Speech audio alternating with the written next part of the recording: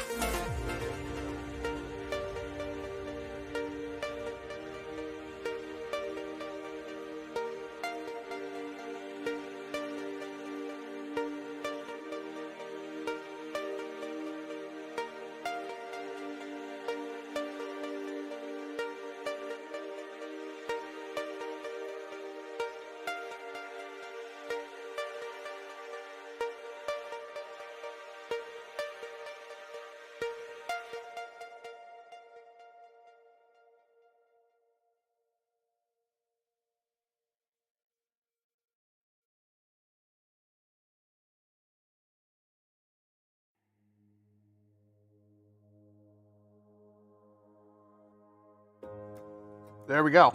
Okay. So, setting up live streams by yourself is incredibly difficult, but I think we're good now. God, what I wouldn't give to have like an operator so I can do all this. But things are moving. I think. I am not mentally prepared for this. I've been working on a video all day. I don't know if you saw that, but I just uploaded the video on the Challenger Mark III from Monkey Mods and KWK, which is a awesome blaster that I shot that video probably like 3 weeks ago. Sorry it took so long to get out, but I've been editing that all day, and since then, I've been using it a lot more. Haven't had any issues with it, and I really, really like it, but of course you can't buy one because they're out of stock everywhere, so nothing has changed. But we do have something kind of cool to talk about besides, you know, the general stuff, and that is the fact that a new Dart Zone blaster dropped. And by dropped, I mean, I think somebody accidentally put it on shelf. Maybe it was accidentally sent out to like a single Walmart in Texas randomly.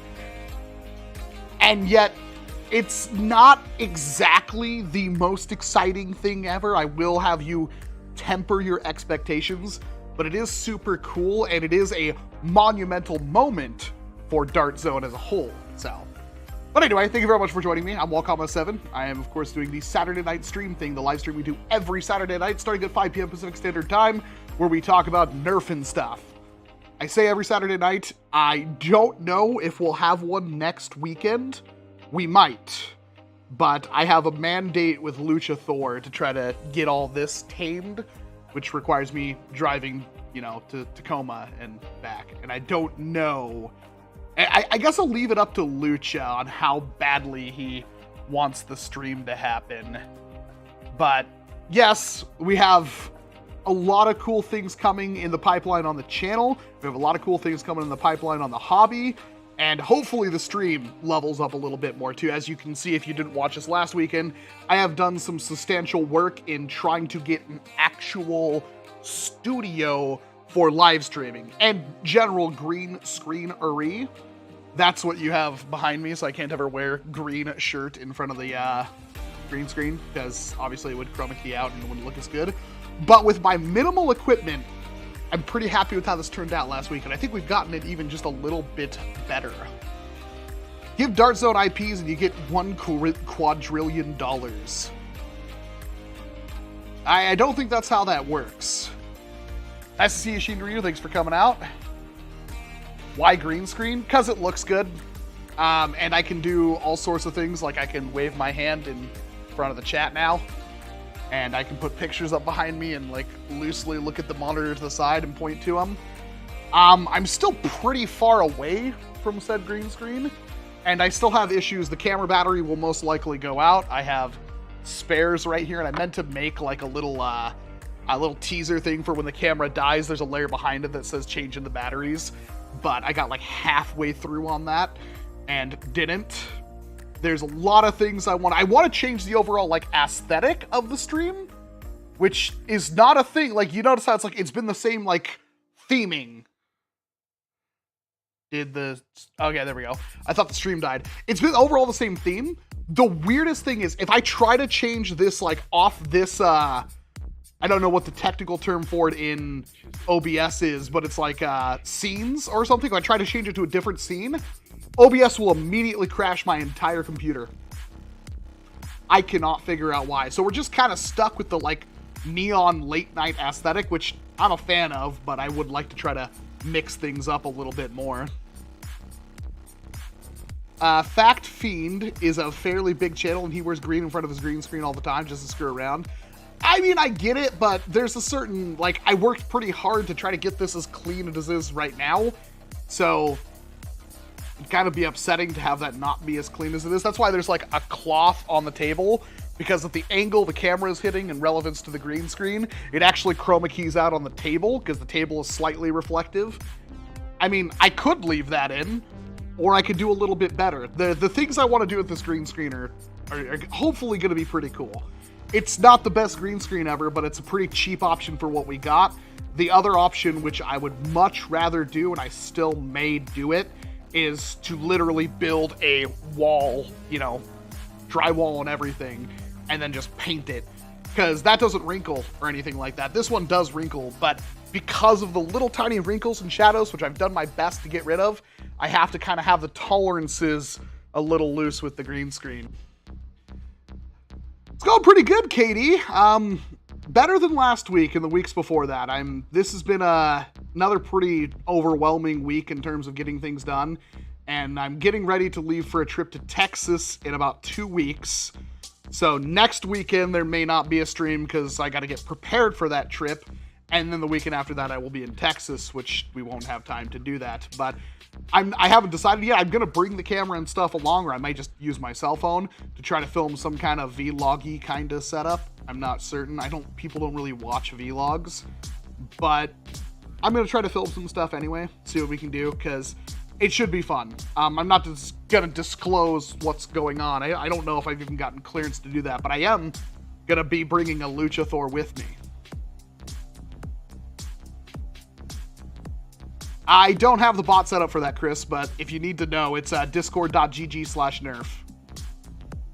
Welcome, what is your least favorite blaster, including stuff like Buzzbee, Nerf, and Dart Zone? I'm going to go with like the Hammer Shot, just because it's always been a monumental, like, not very good blaster, even though I really wanted it to be good.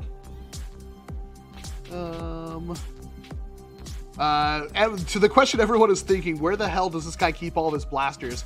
So what you can't see is, I want to say about 20% of the studio right now is completely overrun with boxes. So I've organized this corner in front of me, which in the future, and I'm hoping to get it done this week, if not tomorrow, I'm hoping to have the stream set up in a way again, we're going to need more money to try to figure all this stuff out long term. But in the short term, I have the everything in a position to where I can do stuff right here.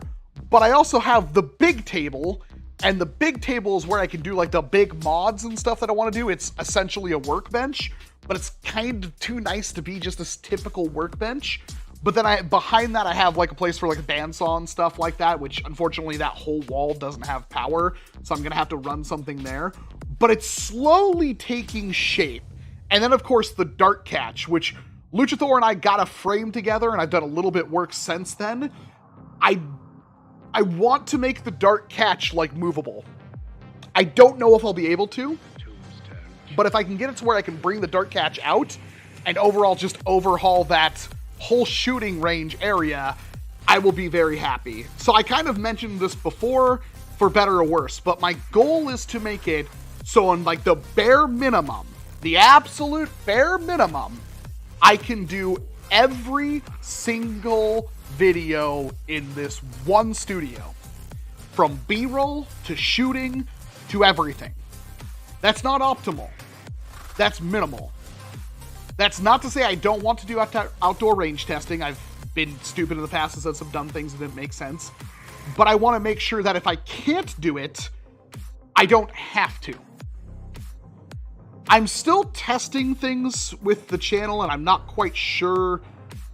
I may overhaul things substantially in my editing flow, because the last couple of videos haven't performed as well as I'd like them, and like the quick challenge video, was 26 minutes long. I think 8 minutes of that was firing footage.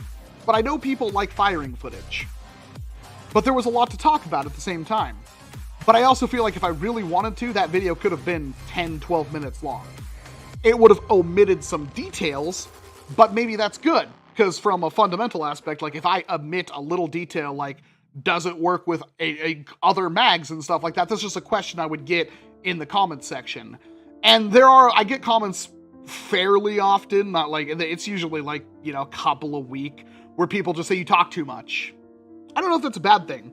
Personally, on my end, and I love your feedback from this, on my end, I like longer videos, but that's me. I don't have really, the only subscriptions we really use are like Crunchyroll, and I barely use that. I use YouTube for almost everything. I watch an obscene amount of YouTube. So I like longer videos. I don't mind them. And if I see a long video from my favorite content creators, I usually get pretty excited. And I try to make my quality good enough to warrant that. But let's see. I want to see what the actual performance of the video I just uploaded, because it was 26 minutes long. I edited everything. I'm hoping that it does okay, but we'll see. You should film a video showing us your massive NERF arsenal. We've wanted to do that. I don't know if Dr. Flux isn't here. We had plans to like lug out the entire arsenal and do like one of those big grandiose shots, because it would blow the water out of any other video like that on YouTube. But we would need like a 6 to 8 man group, and it would still probably take all day to shoot what would essentially be maybe a couple of minutes of footage. Like for real, just to lug boxes outside, put them on the ground in a way that, you know, like, organize them, and then basically get the drone and fly it over the blasters and repeat that over and over and over again for every single thing. It would be insane. When I was saying, like, I most likely don't have the largest collection in the world, because there are people out there who are going to have 700-800 of the same blaster in a shipping unit or a cargo container or something like that. And I may not have the most complete one, because there are people out there who have blasters that I don't have. But I do have a pretty substantial collection that a lot of people would be really happy to have. I have multiples of really good blasters, and some of my favorites. I've got multiple crossbows now. I've got multiple infinises, stripes, all the stuff I pretty much need to do whatever I want. I have all of that now. It's a pretty important thing to me. But yeah, it's a daunting task to do a video on the whole arsenal. I'm trying to think of a way that I could do that. A video I do have planned that I might do this week is I want to do a video on like NERF thrifting. because I still thrift fairly often, at least once a week I go to the thrift store, and I'd like to show, like, I need to get B-roll footage, which is why I'm thinking maybe it'll wait a little bit longer, but I want to get, basically explain, like, when I pick up a blaster, why I pick it up, and why I leave certain ones behind. So, like, if I see a $15 Infinus, I might not pick up a $15 Infinus, but if you don't have an Infinus and you like flywheel blasters, a $15 Infinus is a steal. Question, wanted to know if this exists somewhere since I'm not an expert Nerf gun collector and I don't know a lot about the older series. Is there a lever action revolver Nerf gun that exists? Theoretically, yes, Cam 4K Studios. The Nerf Fortnite Roblox Bees blaster, Adopt Me Bees blaster, is a lever action revolver. Is there a good, cool lever action revolver? Not really. Not yet. What do you think about a double Infinus? I've thought about it. It would be very difficult. It's a very wide blaster. It's a very heavy blaster. There's a lot going on inside each one, and there's no, like, easy way to minimize it. But I have thought about it. I don't know. It's doubling everything is something that I love to do. 2 darts are always better than 1, in my opinion. Red Dragon Tamer, what is the most valuable, rarest blaster in your collection? That's a nearly impossible thing, to be honest. I don't quite know. There's a lot of stuff on the wall behind me that is very precious that I don't know if I would ever have a chance to get another one. I bought, like, that red Vulcan that's complete in box. I bought that for $80 off Facebook Marketplace. I'm fairly certain it's worth more than that, but I have a red Vulcan in box. Like, I wanted the box more than anything because it goes up on the shelf. I have an inbox, like, basically brand new pristine crossbow. Even has the stickers and the instruction manual, the Nerf points and everything. It's basically brand new. It's just been opened. That is a pride and joy, but I spent, you know, a couple $100s on that. I also spent a couple $100s on a complete inbox. What is that? Supermax 2000?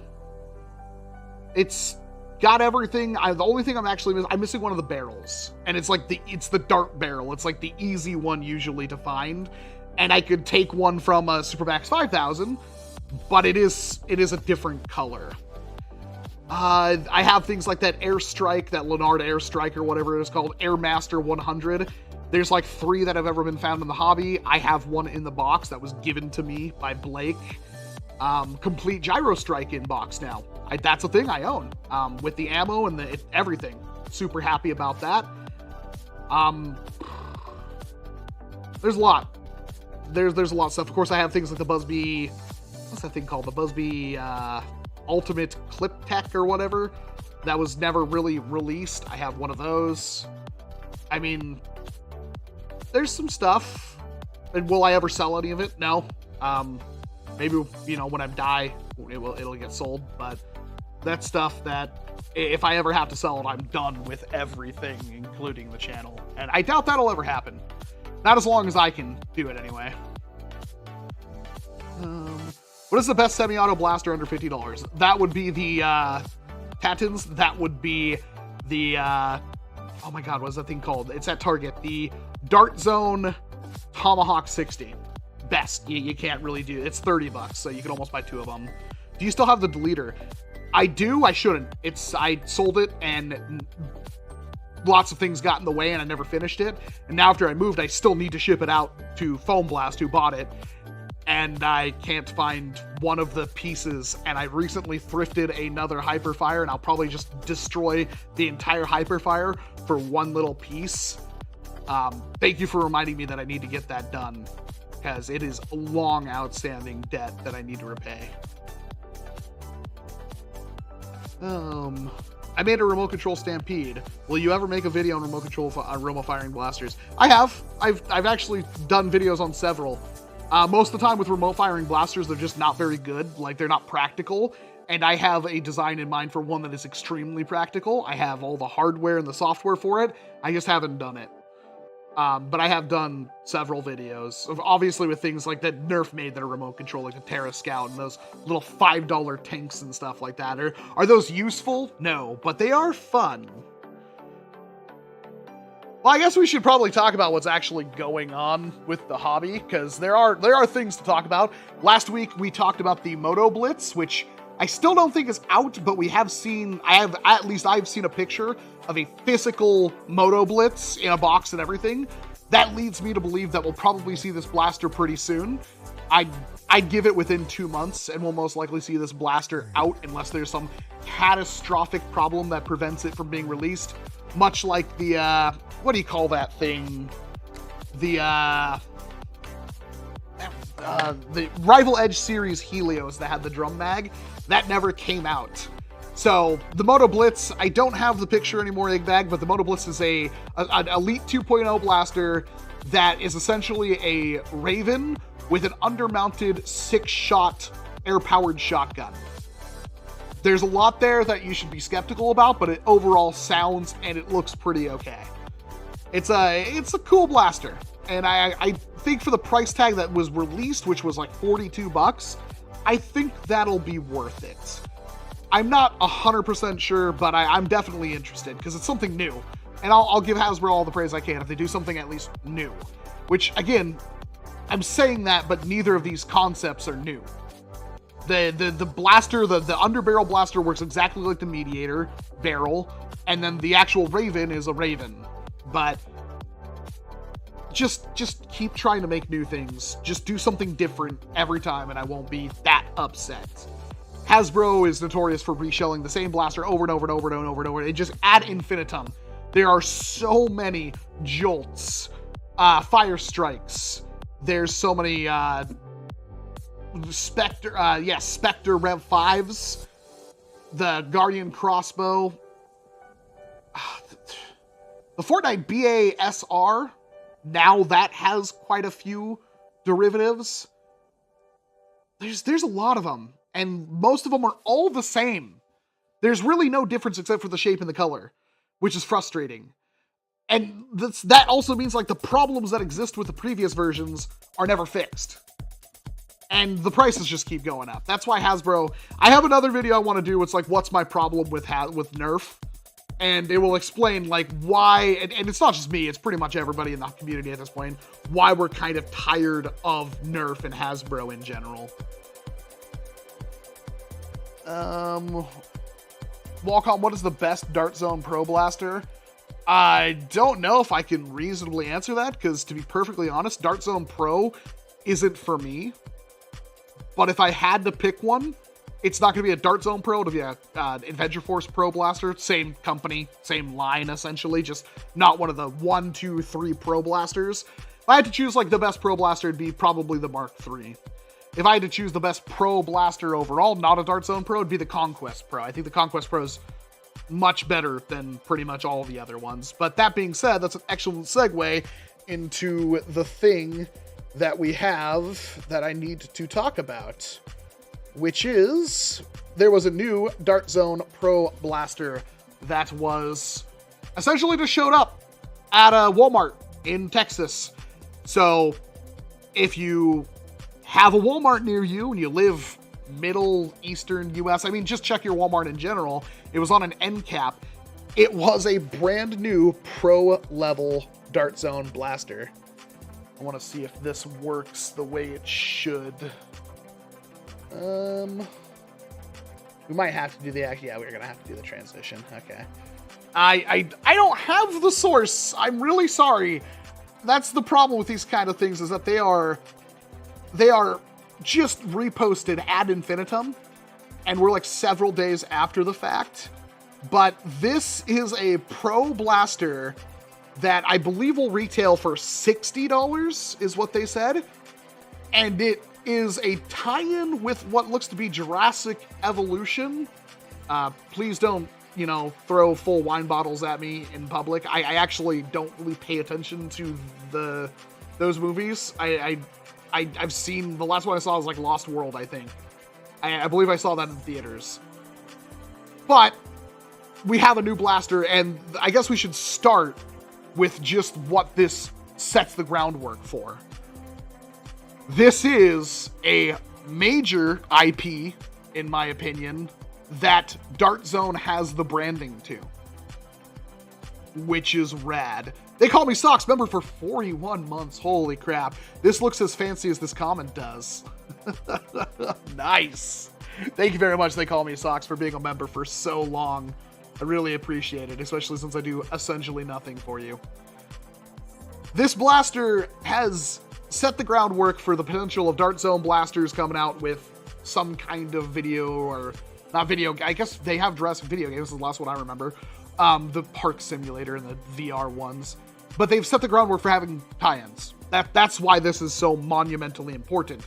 Now, it is important to keep in mind that if NERF, for instance, has the license to make toy foam dart blasters for Halo, there's a very, very low, if not infinitely impossible chance that Dart Zone will be making Halo tie-in blasters, because usually one company holds the licensing right for that thing in that specific category. This is a very interesting looking blaster. I have lots of complaints, but I do have some praise to give on this one. So unfortunately, now that I'm saying it, I don't have a picture of it right now to show you, but it is based off a tranquilizer dart gun from, I assume, the movies or the universe. And it is a very, very close replica of that, to be perfectly honest. The lines all match up. It all honestly looks pretty good in comparison. The stock, which I'll have another picture I can show off in a little bit, the stock itself, I don't like how that's like floating out there like that.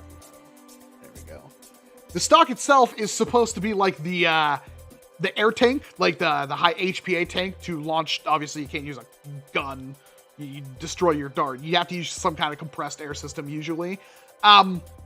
Is not only does it look like the compressed air tank, the HPA tank that would be on the one in the actual prop or the video game, but it also has a mosquito and amber effect going on, which I'm pretty cool with. I think they matched up the lines close enough that it's like, if you don't like that, well, there's just paint over it. If you wanted to paint this thing up to look pretty much like the actual one that I saw a picture of, you could do that, because the lines are very, very close.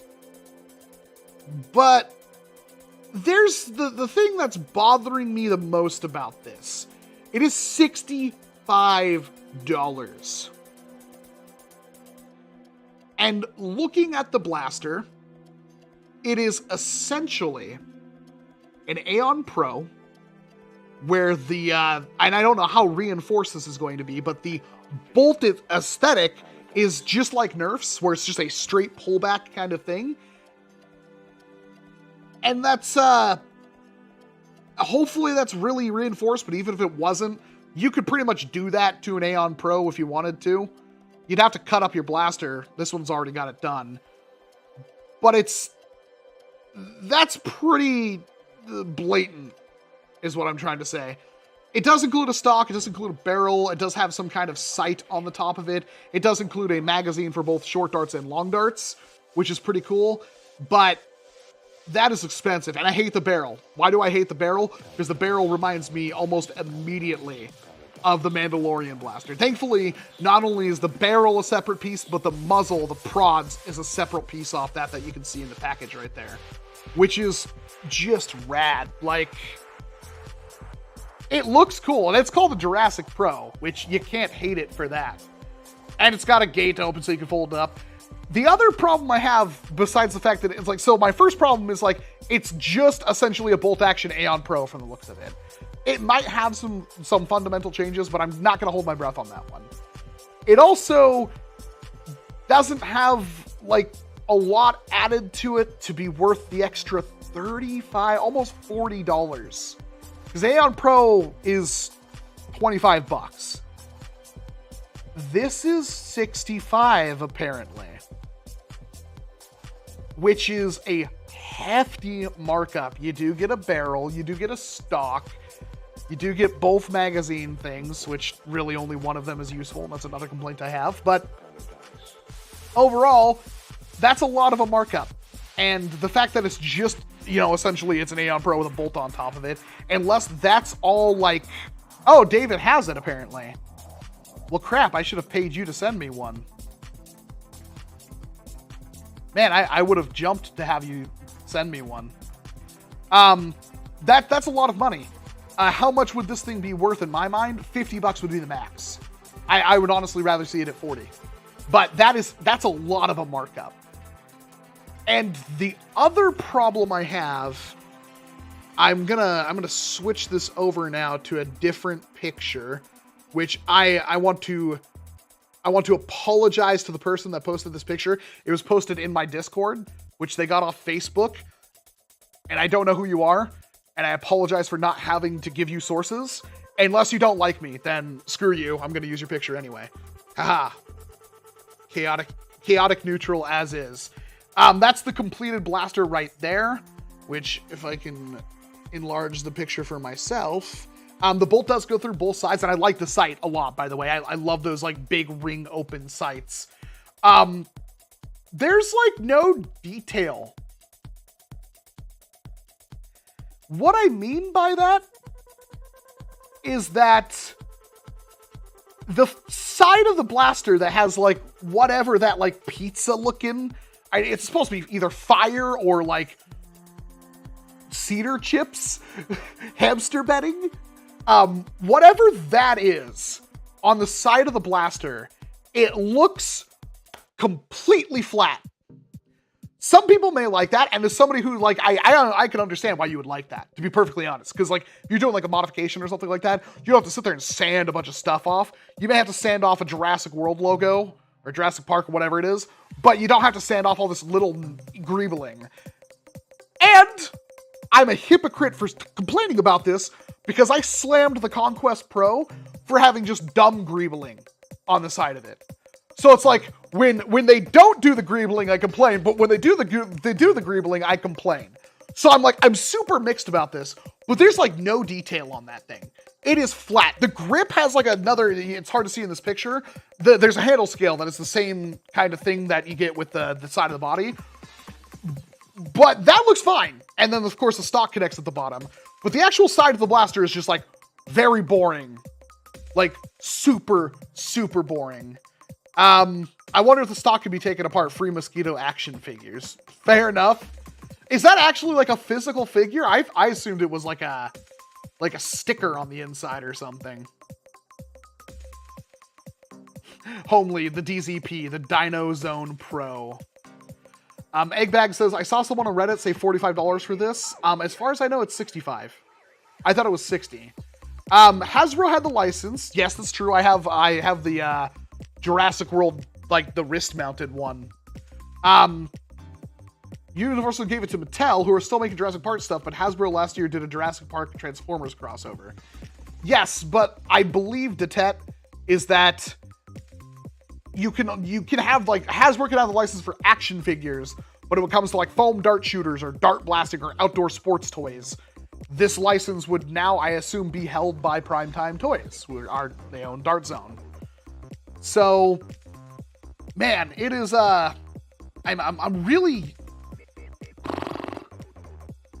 really conflicted on this. I love the stock. I love the grip. I love most of the blaster, to be perfectly honest. How well does it prime?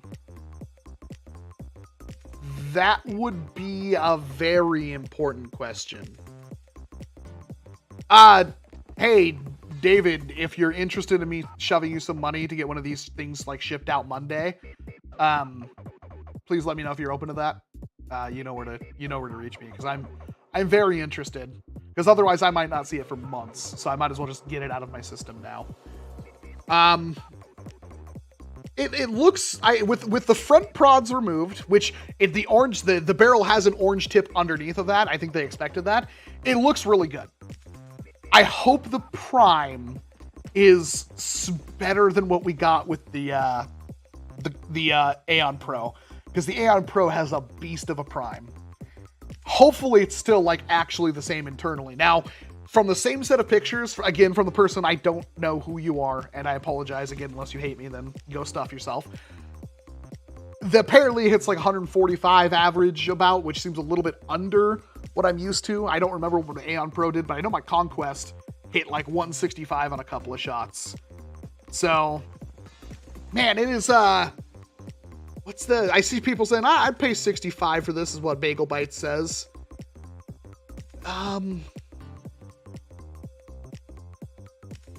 It should be $40 at most, says Longboard Lord.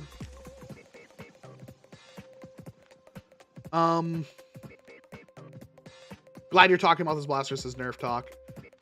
That's kind of expensive, says Aaron Lycan. It looks like a box of sour Tic Tacs shaped like a gun, says Longboard Lord. That's pretty good.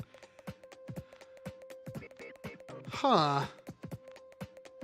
Any other, like, firing info? Like I said, it's bolt action prime. It hits about 145 FPS. I'd only pay 65. What other choice I have? I want it, says Newburn. Ennings. Danny Man says it looks really cheap and not fit for the Pro Series, in my opinion. I think that's a pretty poor take, Danny. That looks about the same as you would. Honestly, it looks better than most of the Pro Series. And when we say Pro Series, I'm talking about Adventure Force Pro. The color separation, the extra detail with... I don't know what's on the side of that.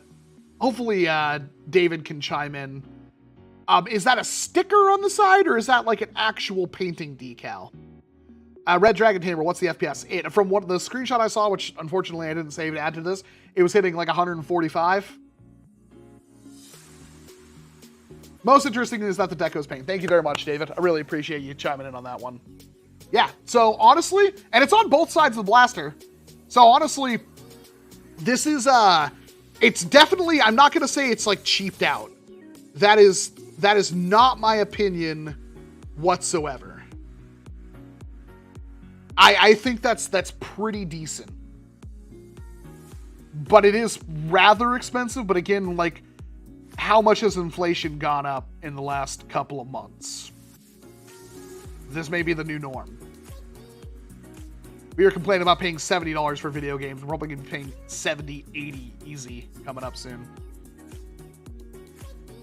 And the other problem I have is like, why do you guys keep doing short or long darts? I'm so done. I get it, but at the same time, I don't get it.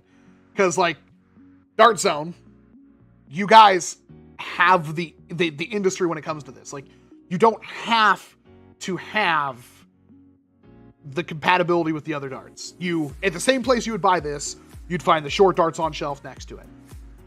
And, I mean, I get it, but at the same time, it's like, you're wasting like 2 inches on like, not 2 inches, but you're wasting a considerable amount of the space on the blaster, and then an extra magazine in the box, and then extra darts for it, I assume. I don't feel like that's worth it anymore, you know? Same problem I had with the Aeon Pro when it came out, is that, like, I was just hoping that it would be only short darts, and it turned out to do both. But they put out the Conquest Pro, which only did short darts, so interesting. I wish they wouldn't. Maybe I'm alone on that. What do you guys think? Yeah, looking at the photo here, the effective barrel is a few inches max. It does actually have, like, you can see the little barrel now that you say it. I don't have a Aeon Pro near me, but I wonder what the actual, like, measure... Yeah, I could do this. I wonder what the actual measurements would be of that barrel. Is that the same, or is that shorter than the actual Aeon Pro? I'd rather it come with 2 short mags than Shinryu. I agree. Especially when, like, the velocities the Dart Zone's pushing, I just don't see the point. If it was like a 90 FPS blaster, then yeah, it doesn't need to shoot short darts. It'd just be a bonus.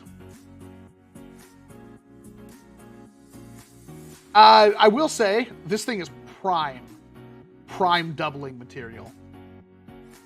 Prime. Like, the sides are flat. Like, this thing might be a super good, just cut the grip off, pin the triggers together, add a new grip on and a new foregrip on, and then run a bolt through both sides, which, looking at this picture, it could be metal. David, I don't know if you said anything. Like, is the actual priming linkage metal?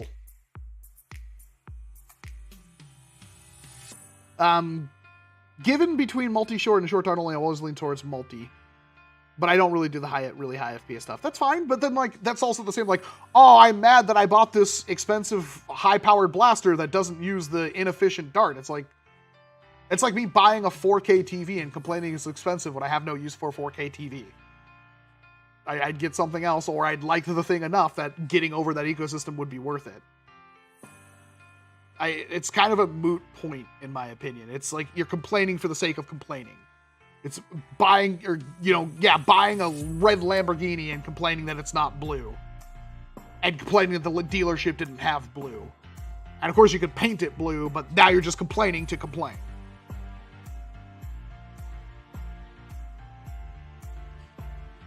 My theory for this particular blaster in having long darts is it'll probably be using the kids. Okay. See, the problem with that statement, I'm not even going to read the rest of your comment, is that this thing punches 150 FPS. This is not a kid blaster. In fact, I'm willing to bet that prime is monstrous. Like, I'm sure it's not comfy. You know what I mean? Like, it's not for kids. Like, that's the weird dichotomy, is that, like, it's not for kids, but it's for kids. Like, I'm so confused. I haven't opened it yet, but the bolt does screw into a metal end. Well, there we go. Because that does look like it's metal. There we go. Doesn't it? It looks like metal. So as long as that, like, maybe the bolt sled is metal, or at least that part that connects the bolt sled is metal. Yeah, I don't know. Like, this is one of those things. So here's where I'm at with this one, right? I don't particularly like the Dino Squad blasters, or whatever they call them. I think they're kind of dumb. They're obviously for, like, it's the same thing, like, I'm mad that the, like, oh, this one looks like Iron Man's hand, but it's, like, the size of a jolt and doesn't fit me, and it's stupid, because it's obviously not meant for me. The power moves, all of the, like, whatever ones we saw, like, Luchasaur was with me when we saw them. We found, like, oh, God, there's things that come with jolts, and I just had to pretend they don't exist, because I don't want to have to buy more jolts, because it was, like, some stupid thing and a jolt. But it's, like, having, I don't know, it's, the Dino Squad stuff is obviously meant for little kids. And I'm fine, like, as long as it's not, like, 15 new Dino Squad blasters coming out next year, if they only do, like, the 2, I'm fine with that. And hey, maybe they'll do, like, a Mastodon that's actually, they'll do a Mastodon blaster, but it's not called the Mastodon, they'll call it something else, the Woolly Wrecker or something, and it will have, it's a Prometheus or something, I don't know, it wouldn't be a Prometheus, but you get what I'm saying, like, they could do fun stuff with it. That might interest me. I like the Tricerablast quite a bit. But those are goofy and kind of annoying to me. This is subtle. They took a prop from a movie, essentially, and made it into a dart blaster. And it does have little nods here and there. Like, again, like the HPA bottle stock having the little mosquito in it, amber, like, the original Jurassic Park movie, and the decaling on the side. But overall, it's still, like, it's a gun. And if I really didn't like the Jurassic World aesthetic, it'd be very easily for me to pretty much remove that entirely. And yeah, that's pretty cool. That's a good plus in my opinion. But if I do like a here's a Dart Zone Pro, and it's like a TX with sunglasses riding a skateboard that his pinky shoots a dart. Like, some of you are like, yeah, man, I'm all on board for that. That's great. And you know what? I'd get a giggle out of it too. But if it was $80, I'd be like, I don't think I'm going to be buying that. Well, here's the thing. I say that. I'm obligated to buy that and do a video, but I probably won't like it. That kind of thing. So I'm kind of glad with the direction they're going with this one. Licensed blasters don't belong in the Pro Series. DCP could have given us a regular good-looking Pro. I agree, but here's the other thing, Danny, man. We call this bolt action. This is not bolt action, in my opinion. I'd like to see a proper Pro level, like Dart Zone Pro, not Adventure Force Pro, Dart Zone Pro, bolt action or lever action. I really hope to see it. Still a better tie-in than the Mando Blaster, you gotta admit. The worst part is I think the Mandalorian Blaster, at least the orange Cheeto colored one, is cheaper than this. I've had my Hyperfire for years and it keeps jamming up even with fresh darts and magazines. Do you have any idea what this is happening? I assume does it fire at all, Pickle? I assume your belt might be getting worn down. It should have little tabs on it, 2 of them, I think, that as it goes around, the little tabs should be able to skip up darts and push them into the flywheels. You could unmod the blaster and make it less powerful for kids. I mean, yeah, technically, it does have like a little piece. We go back to the other picture. It does have a little piece that maybe that is something that you could directly access the spring with, which, if you can, that'd be rad as heck. David, please chime in. But yeah, it's At least this holds the promise for of a non-Jurassic version. I get it, but it's also like it's obviously a 1-to-1 clone of the one from the movie or whatever. I'm curious how long we will see these after the movie. When does the movie come out? I have no idea. And D. Gresham just got me on the next thing I was just about to talk about. The simple angular design is going to make designing pump kits and body kits so easy. And I agree 100%. This might be like an actual important blaster. This might firmly supplant a lot of things. It's like, if you didn't frickin' use full-length darts, man. God damn, do I hate full-length darts now. I mean, I have more money in full-length darts than most people, because I actually have like 15 of the 44 dart mags from Worker. But if they released like a short dart one, I would just immediately toss all those in a lot on Facebook or something and buy the short dart ones. That again, if I go to an HVZ, I wouldn't want to use short darts at all, because they're way too expensive. Wait, there's another Jurassic Park movie? I guess it's called Jurassic Park Evolution? I don't frickin' know. Did Google it and phone Jurassic Park. Well, there's one called World Dominion. What was Evolution? Why do I have this Evolution name? Oh, it's a game. When did that come out? 2018. And there's a sequel coming?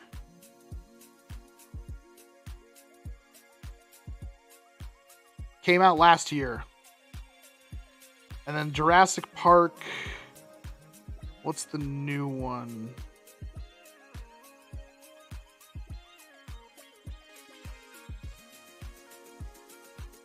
So 2022.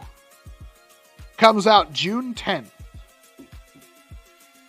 What was the time frame I gave? About 2 months?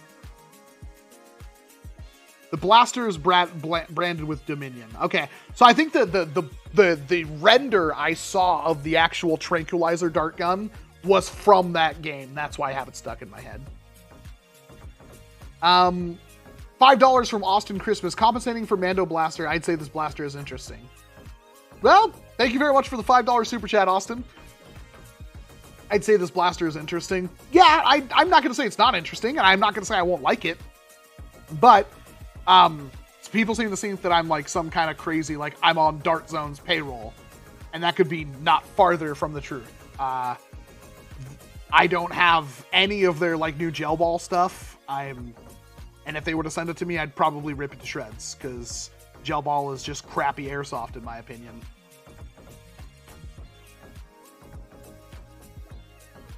Sadly, that cap does not seem to easily come off. Well, that's a shame. PG-13. I want rated R dinosaurs. F-bombs.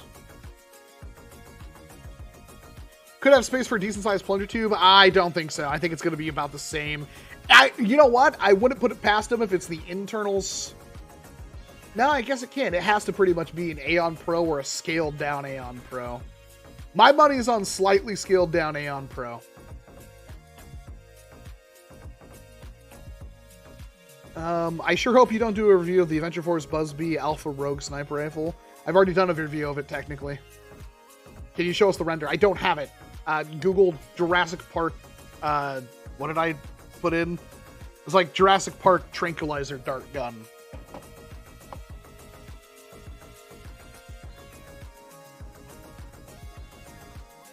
As a massive Jurassic Park fan, watching a grown man struggle over the stuff I know by heart kind of hurts me. That's a really dumb thing to be hurt by, because that's like me talking about Kamen Rider and you not understanding it at all. You know what I mean? Like, I'm not into it. Sorry. Like, because just because I'm an adult doesn't mean I have to know literally everything about everything. And my knowledge is pretty eclectic. I know a lot of weird stuff. But yeah, I'm not like a Jurassic Park. I'm not a huge fan of dinosaurs. I mean, they're cool. But I was never like, oh my god, I freaking love dinosaurs as a kid. I had the dinosaur everything. That wasn't me. In fact, I don't really remember anything I was like super into as a kid. Legos and Nintendo. But that pretty much stopped the second I got a PlayStation. And then Nintendo was dead to me. Speaking of, I like your Fortnite shirt. I will strangle somebody. That's like ban-worthy right there. Jurassic World 3, the even loster world.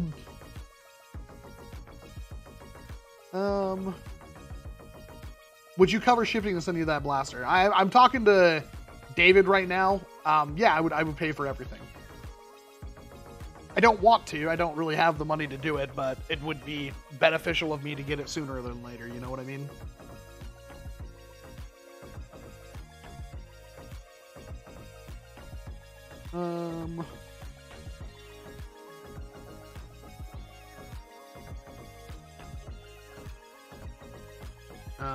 Where can I send more pics of the Jurassic Pro? I have a lot. I think we're pretty much done talking about it at this point. So thank you.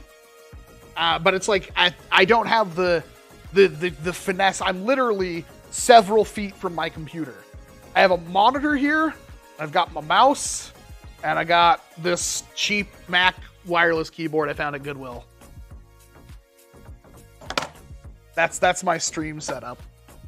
So I'm quite literally not near the computer.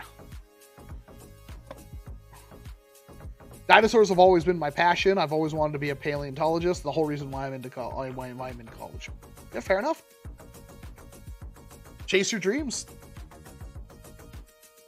How's your day been? I really need to know this information. I woke up pretty early because I thought that there's the landlord was going to come work on our bathroom because there's a leak in one of the bathrooms that made the floor not great. So I was under the impression that was happening, but then that got canceled. So I barely got out of bed around the crack of dawn, and I had a salad with chicken strips on it for breakfast, and I haven't had anything since that, which means I'm kind of hungry. And then I came up here and started working. One thing that got in the way of me immediately getting my video ready was Vegas had to have an update. And Vegas's update, like, it literally takes, I don't know why, it's like, here's an update for 786 megabytes. Good, that should be done the second I click the download button. It takes like 45 minutes to download it. I have no idea why. So I wait the 45 minutes and I'm cleaning everything up, getting ready, getting the stream set up back. And then I go to my computer when it's done. It's like, oh, the update's already downloaded. You just need to restart your computer. So I restart my computer and then start Vegas again and run the update. And it's like, nope, got to re-download the update that I already have. So I had to wait another 45 minutes. Now it's like after 1, and then I had to start finishing the video that I had to get done. So, and then I started streaming. As of this exact moment, I am hungry and I have a slight headache. Do you like snipers? I do, actually. Shotguns and pistols are my jam. I typically don't like rifles unless they're like obnoxiously long. Then I like them. So like, I generally don't gravitate towards the assault rifle category or the DMR or anything like that. But once you get into like the long boy, like bolt actions, yeah, I typically like them more than other things. Lever actions, same way. But yeah, I've just never been like, oh, I love rifles. I love the MR, the AR-15 or anything like that. That's not my thing. Posture check. Oh, my posture is garbage. Oh. And for hydration, I'd have to get up to get my thing, and I'm just gonna wait for the wife to get off work and have her bring me something. I ate a beard hair. Most accurate at 50 feet short dart blaster. Watch my latest video. The Pharaoh? Yeah, I don't mind the Pharaoh. There's a lot of things I'd rather change about the Pharaoh, but I don't mind it. Do you like bullpups? I do. That is my exception on the rifle rule, is I do like bullpups.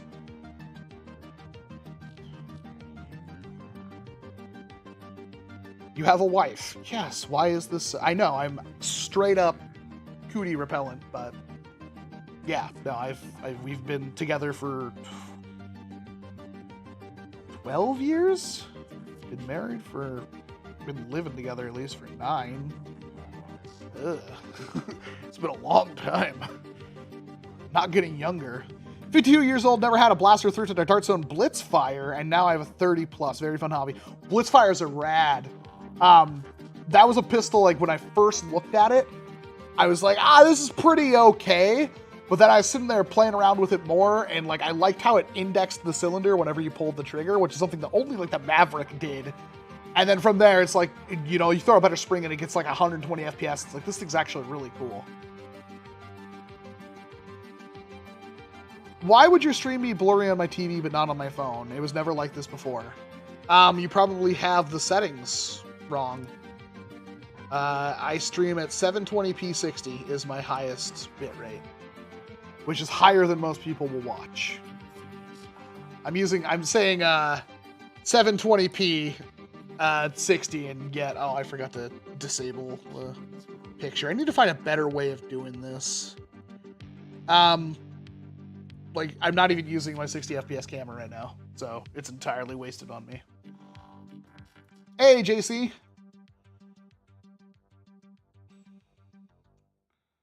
The irony of seeing the actual real firearm for the first time, only to see the few hours later. The irony of seeing the actual real firearm for the first time, only to see the only hours later. Okay, so it's not just me having an aneurysm. That is a fundamental sentence that doesn't make sense. Got it. What Nerf blasters are about to come out? We really don't know a whole lot of them, to be perfectly honest. Hasbro leaked like what? Or they announced 4 things. We know of like 5. If I had to hedge my bets, I'm going to say the Ultra Speed is probably not going to be a great buy. I'm going to guess the Razor Wing bow is going to be not a great buy. I'm trying to remember everything that I even did the video on. The Viper Sniper thing is god-awful, will not be worth buying. What's the last thing that I'm forgetting? That's weird. Yeah, I'm drawing a complete blank on that. I just have to look at my thumbnail. Just realized no Mega, no Mega XL.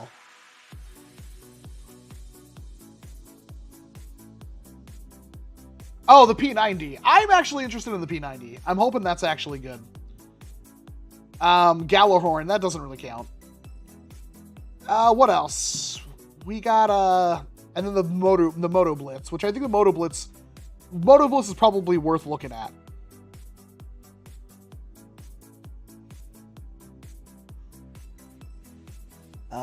Do you like Springers or do you like stock Springers or stock flywheelers more? Pretty much stock Springers usually. Stock flywheelers are usually pretty rough. Do you think Mega XL will ever have a flywheeler? I don't know about that one.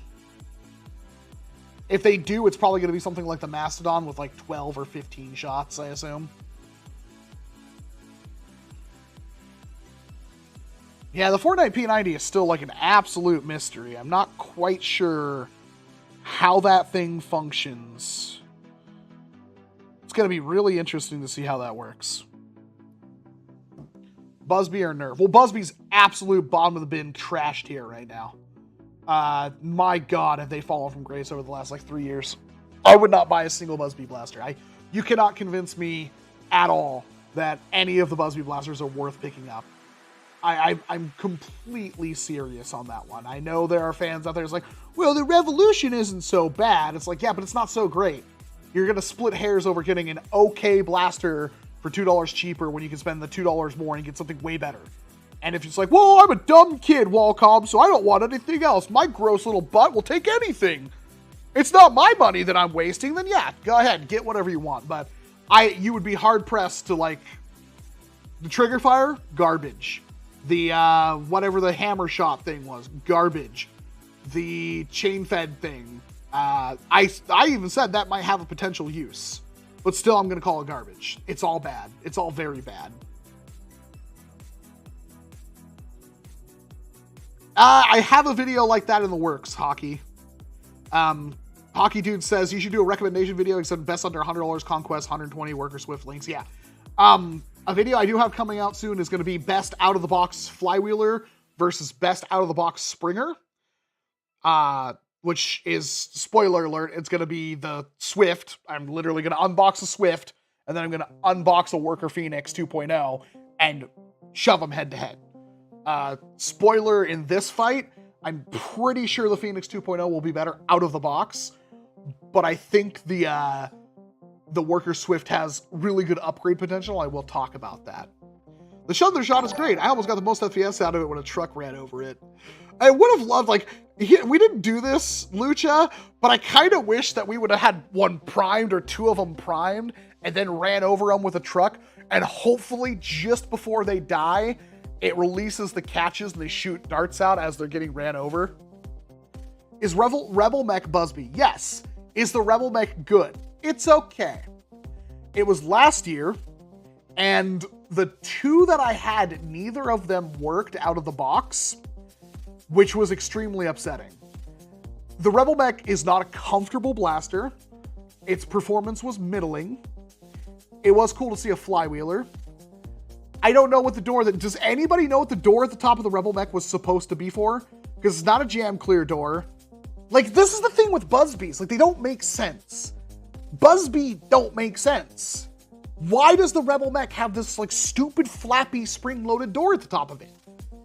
Legit question. Somebody tell me, because I literally don't know. The drum, though, pretty good. But you can also buy the drum separately in some places. Hey, Xbox Games.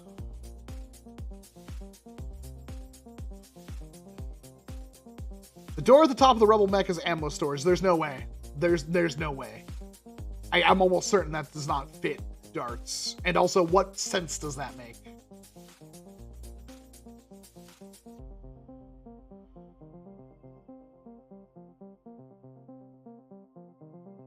Do you think a Mega XL Sniper will be a thing? I don't know. Honestly, from the looks of it, Mega XL's dead. We don't know right now. It used to be auto. I assume that's where where the pusher was. Okay, so again, this is just that Busby don't make sense. Do you prefer Dart Zone or Worker? I'm gonna go with Worker. They are the little engine that could. Worker has effed up so many times, while also still putting out good stuff. I'm surprised they still exist. I thought the Worker Terminator was gonna kill the company. And I honestly don't think the Worker Terminator is that bad of a blaster, but I would never recommend to anybody buy the Terminator shell. And that sucks, because then, like, Out of Darts bought them, and all these companies bought them, and they could barely sell them. Because, like, every reviewer pretty much hated them, for good reasons.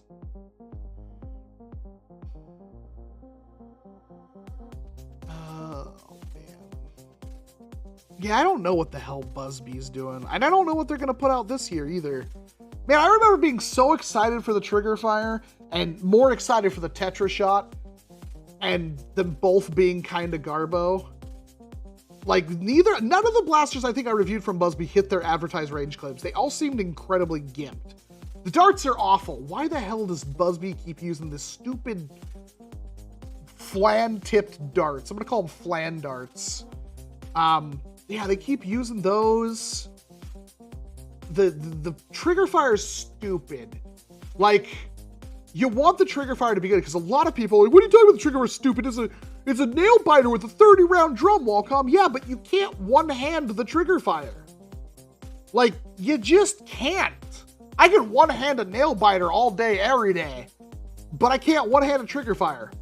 And that's not necessarily all the trigger fire's fault, because the drum's gonna be heavy, but, like, the grip is so small and skinny that you can't physically do it. Like, I'm sure there's somebody in the comment section, I'm waiting for you to pop up so I can ban you, saying, oh, you're welcome, I could do it just fine, it's so great. I'm like, nah, no. Yeah. And I have pretty small hands, and pretty chubby small hands. Then, like, the point of the trigger fire would be the two-handed, right? But then at that point, why don't you just use something that doesn't have a squeeze to prime mechanism? The whole point of the squeeze to prime thing is to get one that's, you know, one-handable. So that's a failure. And the Tetrafire, the chains sucked. And the blaster itself, the mechanism didn't really work well. It could be good, and honestly, I could see what they were trying to go for. The blaster was too thin and cheap for its own good. I would never trust that thing to last through an HVZ. And for the price, there's so many better options. I think the trigger fire, not the trigger fire, the Tetra shot was like, why would you not just look at the Villainator and get a Villainator?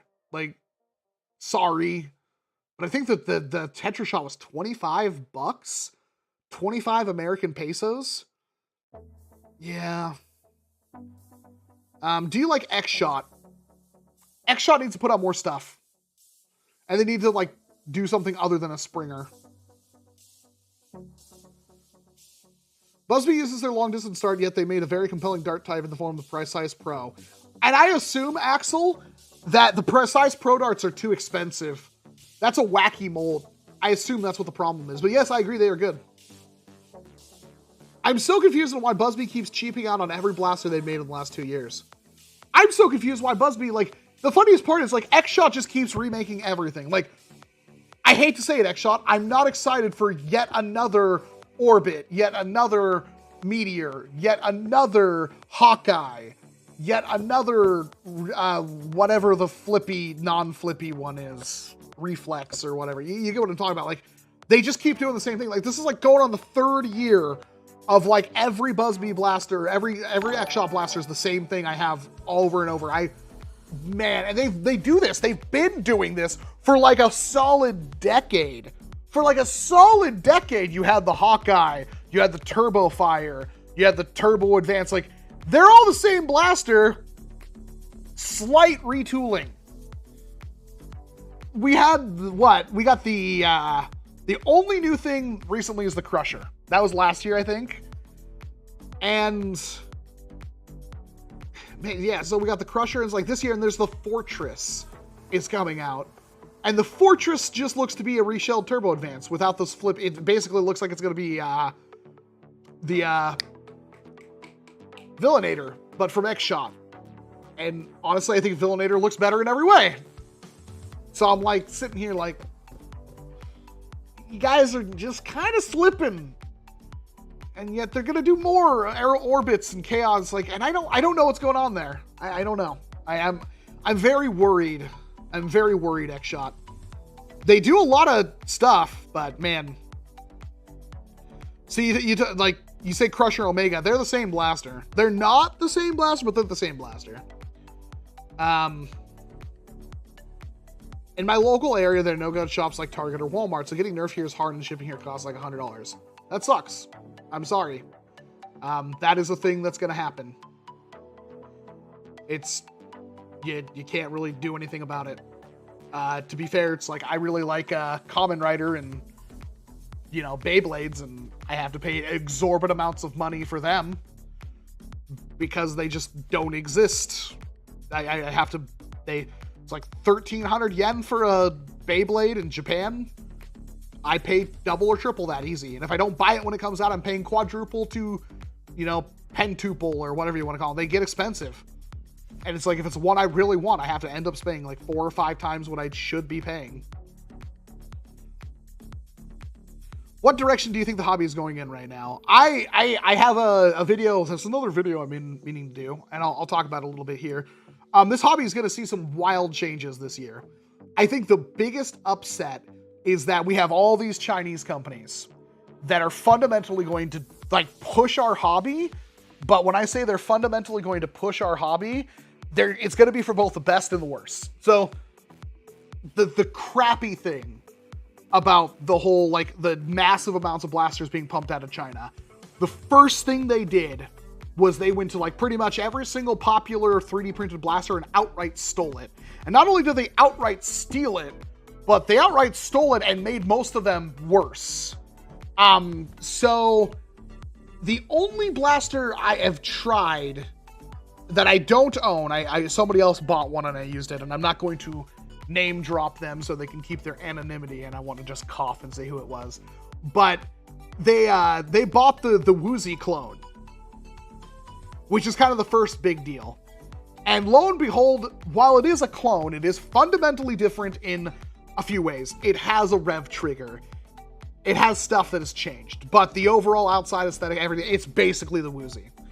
And it's getting harder and harder because, like, is it just cosmetics? Is it just mechanics? Like, is nobody allowed to make an Uzi-themed Nerf blaster because there's a 3D printed one? Well, I'll tell you what, the war is lost. Because this can go two ways, and both of them are going to end, or both of them are pretty much going to end poorly for everybody. The community can be extremely toxic and be like, oh my god, did you know that blaster was stolen by somebody? Which is the right thing to do when it shows up, don't get me wrong. It should be brought up, hey, this just lets you know this blaster is stolen from another content creator, that the company stole the design and made it themselves. There's some definite gray area on that, and this entire thing is very murky waters, I might add, because I have opinions that I don't know if I can even talk about because it's going to upset people. But, like, we can do that, and we can also be super toxic about it. And I've seen people like, oh, you can't use those in our local wars. If you buy those, you're not allowed to bring them, blah, blah, blah, blah, blah, blah. That's a bad way to go about this, to be perfectly honest, because you could buy the Woozy clone in, like, a gas station now. I'm not even joking. Somebody posted a picture of a gas station that had the Woozy clones in stock. Again, are they good? No. Are they worth buying? No. They really aren't, unless you definitely 100% have to have a Nerf Uzi, and you don't want to support the original content creator who made the Woozy. That would be Colin Wood or Woody. Like, you should just go to do that. But that's one thing. That's one blaster. We got the Lynx. We had the Gecko. These blasters, like, I have no experience with them, but I heard they're worse. They're bad. But it's gonna keep happening. And here's the thing, like, our actual ecosystem that knows what the Lynx and the Gecko and stuff are is extremely small. So once these things start hitting Amazon, which they kind of have started to hit, like, Amazon and stuff like that, and they start getting out there, like, you're gonna have people who just, like, they'll find that, like, there are people who just won't care. They're gonna go, they're gonna see the Gecko, the Lynx or whatever, and they're gonna Google Nerf Lynx, and they might get an Amazon link to that knockoff Lynx, and it might even be good, who knows? And they're gonna buy it, and if they take it to the local war, what are we gonna do about it? Are we gonna be absolute buttholes about it? In my opinion, we shouldn't.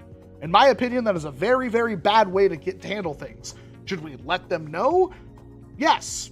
Should you PayPal the creator a couple of bucks? Potentially. But to turn a blind eye to it is a very bad thing, and here's what's going to happen. Here's the end story. I do not expect a creator who builds a product to do it on their free time for their own good. It's like one of those things, is like, do you expect to pay for mods on a computer game? Sometimes, yeah. Sometimes, yeah. Because I know how much work goes into these things, and it's a privilege, or it's not a privilege, it's a, what's the opposite of a privilege? The word is escaping me at the moment. But it's a cool thing that I get access to this. I should not feel entitled to have access to this. It is a wonderful thing that I can do this when the creator didn't have to release it, and I could have never known it existed or never had a time to try it out. And I expect blaster creators to get paid for their time. Not all of them do. Not all of them care. Captain Slug, he sold more Caliburs, probably more with one blaster or his family of blasters than any other group, I think. And it's completely open source. And yes, it was ripped off multiple times in multiple different facets. But he put that out there, and we will forever remember Captain Slug for basically birthing our hobby into this current ecosystem. But does that mean nobody else can ever make a Caliburn-like thing ever again? No. And I ran into this with, like, a Fire Rat. It's like, is the Fire Rat a Gecko? Kinda. Yeah, I would say it is. Is it different enough that I can see they put time and effort into making a different thing over the original Gecko? Yes. I would agree. They retooled a new magazine. They added in the actual like slide lock. These are things they had to do, or they didn't have to do is what I should say. They could have just completely ripped off, but they took some time to refine the object and make it better. And not only that, it's injection molded. And not only that, it's really inexpensive for being an injection molded gecko. So I've actually never talked to Adrian about this, but it's like, would I recommend you buy a gecko? In good faith, I almost can't. Like, if you really have to have one right this second, you're probably not going to find a fire rat for sale, or maybe you will. But how do we get around this? Like, we're heading into this problem with the hobby. It's where China's going to be ripping these off and so much more. And these things that are gray area intellectual properties, as in they bought the files, or God help you, they like, oh, I sold the files on Etsy. Well, hopefully they paid you once before they rip you off, but they might not. But they just retool and resell it and make it their own thing. Or they might take, that makes sense from a company standpoint. If you're like, oh my God, we have to get into NERF. Well, here's high-powered NERF. Let's copy these mechanisms and make them do this. It's gonna happen. And like, how do we escape it? Like, we really can't. So you're gonna see 3D printers probably being less open source, which sucks. I would almost say, like, some good blasters, like the Pew Pew, for instance, I would never recommend the person who made the Pew Pew to ever sell the files for the Pew Pew. Ever. Full stop. And I know a lot of you don't like that. You want everything to be open source. You want to download and do all it and tweak it and do whatever you want. I get that. But I would never, ever recommend the creator of the Pew Pew to make those files open. Or his code or anything like that. Ever. Ever. Because that blaster is fundamentally amazing. Do I want other people to be able to play with it and make it better? Trusted members in the community that sign NDAs and all that kind of stuff? Yes. Yes, I do, because nothing in our hobby is built in a vacuum. For as awesome as the Pew Pew is, there are still things, mostly cosmetics, that could be changed to make it cooler. But the Pew Pew is like the golden exception from everything. So that is one facet that's kind of going to become more of a thing. You're going to see less 3D printed open source blasters, I feel. You're going to see a lot more China clones, but you're also going to see more China homegrowns. I say China, it's not just China. Maybe I should just say Asian. But we have like the Z100. Or I believe it's ZS, yeah, whatever, the Z100. You know what I'm talking about, the Saint War blaster, the thing I did a video on. The not fire rat, the thing that's the 100 when the fire rat's the 200. I think that's still a pretty good blaster. It has some very minor flaws I think could be fixed. And I think it would be a top tier blaster. In my opinion, I really like mine. I've handled pretty much every pump action Springer that you can imagine, and I still think that the Z100 is good. For what you get, especially for the price point, I really like it. Same thing with the fire rat. The fire rat's almost unbeatable at its price point. Is $50 cheap? No, not really, but compared to how much you'd have to spend for someone to print out the things and put it together, it's pretty cheap. And it's arguably, there are pros to 3D printing, as in I could just buy the files or make the thing and print it off on my printer. And if I can source the hardware from a local hardware store or just buy a hardware kit, everything's golden. But that's got problems in exchange for accessibility, because not everybody has printers. And also time. Do I want to spend the time personally to print out all the pieces and make sure they all fit together and put it together? Sometimes I do. A lot of the times I don't. I just don't have time. My time is becoming more and more precious every single hour. So buying a complete thing is usually better for me. Will I ever advocate, like, straight up stealing somebody's intellectual property, selling it? No, of course not. But as a content creator, especially in the upcoming future, it's going to get harder and harder. And again, like, I think the fire rat was a good test. Like, fundamentally, it's different enough. But at the same time, I can sit there and look at the Woozy clone and be like, fundamentally, it's different enough. I mean, it doesn't share the same mechanisms. It doesn't. It has differences in it. And honestly, how much different can you make a flywheeler? But I can choose not to make a video on it because I don't want to take away from what Colin has done. Because without Colin, that other Uzi might not exist. And that's the worst part about all of this, is that, again, I'll say this as many times as I have to, nothing is built in a vacuum. You can pretend it is, and honestly, some people try. But almost every single point, having multiple iterations and getting feedback and working with others will make a better product. Almost every single time. And that's something that this community has thrived on for years. And that's something that could potentially disappear. And I'm hoping it doesn't. But this year is going to be the make or break period for this hobby. 2022 fundamentally is going to change the way things work. For the better or worse, I'm not quite certain. I want to say for the better, but I'm not certain right now. Because the more access people have to the cool things in our hobby, the easier it's going to be for this hobby to grow. The biggest entry point, and we never really got to fully take advantage of it, but I think the best entry point to that is, of course, the Dart Zone Pro series. The Adventure Force Pro, I'm sorry. Dart Zone Pro is cool. Arguably super cool.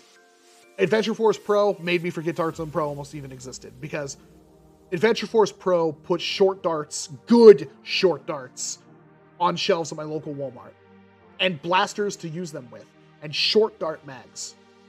And blasters that are compatible with short dart mags I already own. On store shelves. Right next to the NERF stuff. That itself has two big freaking huge problems. Probably more than that, but the two, in my opinion, is on one side of things, I don't want a little kid to buy a Nexus Pro. I think they need to do a better job of not advertising the Nexus Pro to little kids who would be buying the Roblox stuff. Because it's hard. Like, you see, shoots up to 125 feet. Well, the problem is that NERF keeps saying that. And their darts don't hit anywhere near as hard as Dart Zones do. The problem is Dart Zone can actually almost hit that 120 foot. It might smash it in some instances. They advertise 125 feet, but their blaster's crony like 150 to 170 FPS out of the box. That's a problem. That's a big problem. An 8-year-old is probably going to struggle to prime a Nexus Pro or an Aeon Pro. There are older people who can't prime an Aeon Pro. That's an issue. And I don't want to give that to a kid who doesn't understand what they have. Having that stuff on shelves has created an entire, arguably bad thing in the hobby. I'm surprised we've gotten this far without seeing any kind of like substantial hit piece on how dangerous NERF has become because of the Dart Zone stuff. And then on the other side of it, you have now everything next to the Dart Zone, the Adventure Force Pro looks like hot garbage. It has fundamentally killed almost any excitement I have for any NERF product. That's a lot on Hasbro themselves. But I dealt with this personally when I was trying to think of a mod to show to the Modern Rogue for that video. And if you go look at the comment section on that video, there are people who say, why buy or why take the time to build this when you can go buy an Aeon Pro? And to those people, I 100% agree with you. But I struggled very hard. I tried a couple of different blasters. I tried to work with like Luchathor, Dr. Flux, a couple of other people to come up with a simple, effective mod that you could basically do without sourcing any kind of extreme parts. And it was nearly impossible. So at the end, I came down with something that I thought was easy, that you could do with basically like almost, if you live in a city, you probably have a place where you can find K&S Metals Brass. And then you can mod a blaster to hit hard. It was difficult. And here, Longboard Lord, I see your comment. It says, in theory, it forces people to be more creative. And you're not wrong. But then you have the other side of it where NERF is making pretty much every blaster to be as difficult to mod as possible. And whether they're doing that to cut pennies, or they're doing that to... Man, I have not gotten a text message from the wife yet. It's like well after when she should be off. Either like they're cutting costs, or they're just doing it out of spite or laziness. I don't know. But when you get a Nerf blaster now, there used to be always that like allure that you could modify it to make it better. But now it's like every single blaster now, there's no hope. Or if there is hope, it's not a very good one. Because they're cheaping out on every single aspect they can. And so it's killed the enthusiasm. You could still do it. Flywheelers, I think, are the best candidates for this, because flywheelers are flywheelers. You replace motors, you replace flywheel cage, you do whatever, it's done. That's less accessible for most people. Springers are usually easier to mod, but it's harder to mod springers that are stock because there's just not enough plunger volume. Catches aren't strong enough. Priming linkage isn't strong enough. You can't fundamentally rebarrel it.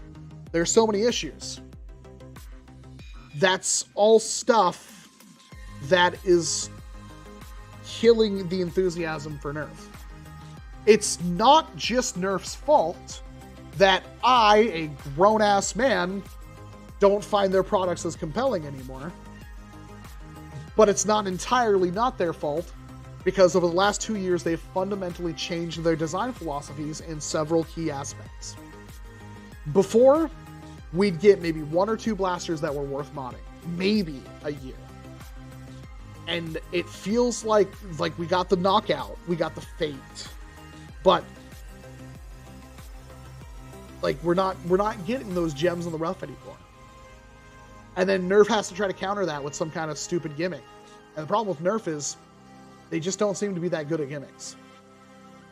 And while they should never, ever, you would be an idiot to ever cater yourself, like as a major company, towards our niche population. Hasbro could have done what Dart Zone did.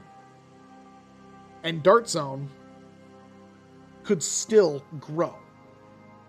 I don't think Dart Zone, it would be stupid to think Dart Zone will ever rival Nerf. Ever. At least in terms of like the general populace, sales, volume, so forth.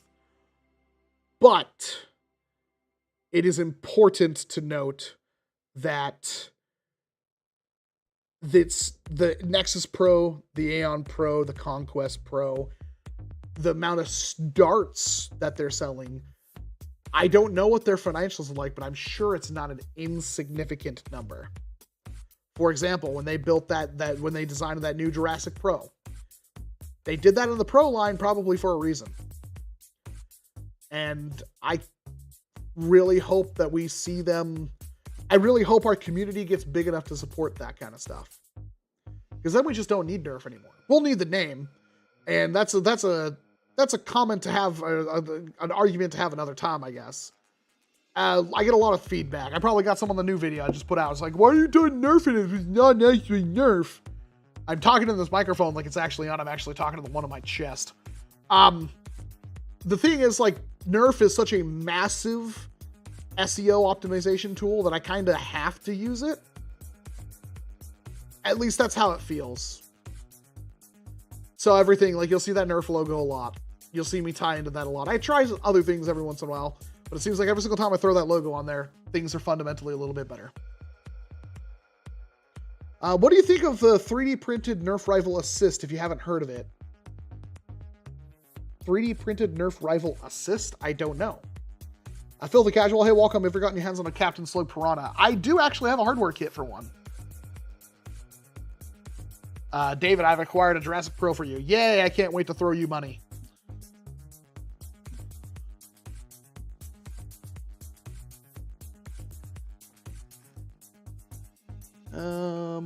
Hey, Lizard King. Imagine what Blaster is going to be like in 10 years from now. That's an interesting question. I don't have an answer for you. The questionable knowledge, the Cheetah 2.0 is amazing. I agree. I want to see what that New video. It wasn't doing all that great when I saw it before, but let's see. Let's hope and pray.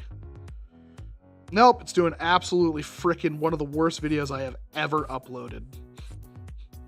I can't win. Well, in a little while, I should see what the actual average view duration and stuff is like. I'll be able to make a choice from there.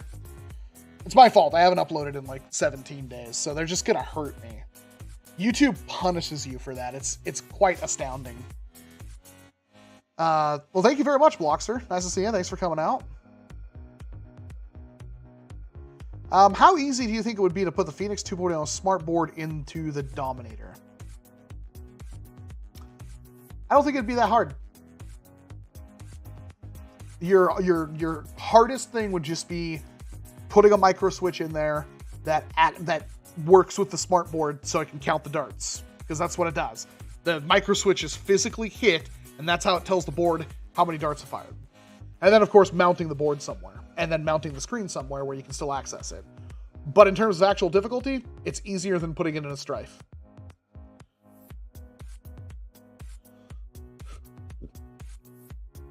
I can't wait for my S100 War Saint to come in tomorrow. I hope you like it as much as I like mine. You going to end War, asked Boggle. I'm leaning towards no. I still have some time to come up with a decision, but it's on my birthday. My birthday is on a Saturday. And I mean, this is like one of those things where it's like, even if I don't go, all my friends are probably gonna go, and then I'll just spend my birthday alone. But at the same point, it's like, I didn't have a lot of fun actually playing End War. I had more fun at like hanging out with people and talking. But do I want to spend $1,500 to essentially do that? And probably more. Actually, I'm probably lowballing that. And do I get anything like out of it? Not really. I get to hang out with people. And as cool as that is it worth spending a lot of money? Because you're talking about probably a $600 to $700 plane ticket, if I'm lucky.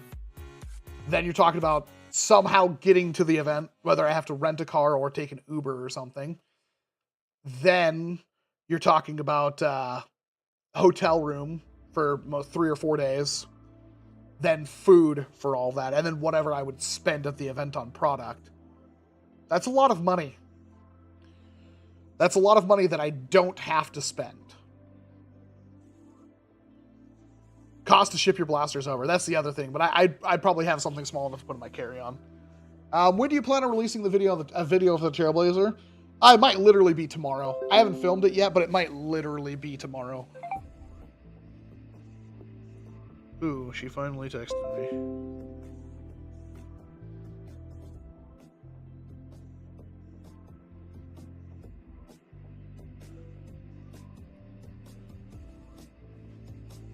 I'd like Dartzone to make a sniper that shoots 170 FPS. Well, you pretty much got that with the new one. I really like the sight on the new one.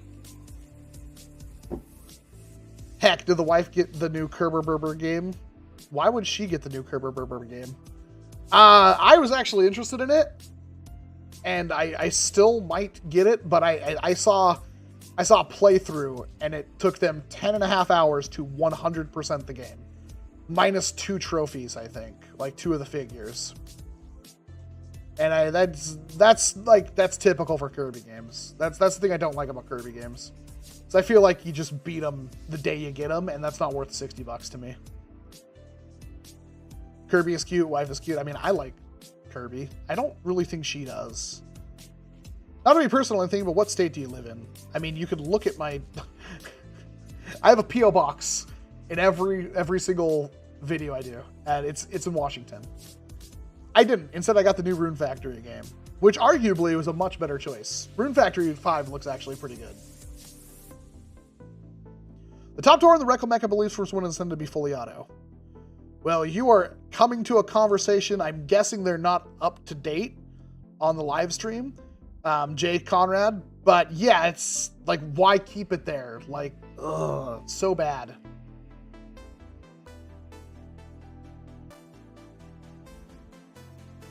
I'm just hanging with you too, Valor. I wish I had I wish I could rationalize spending a bunch of money to fly across the country to hang out, but like it'd be cheaper for me to just fly to your house than it would be for me to fly to End War and hang out with you.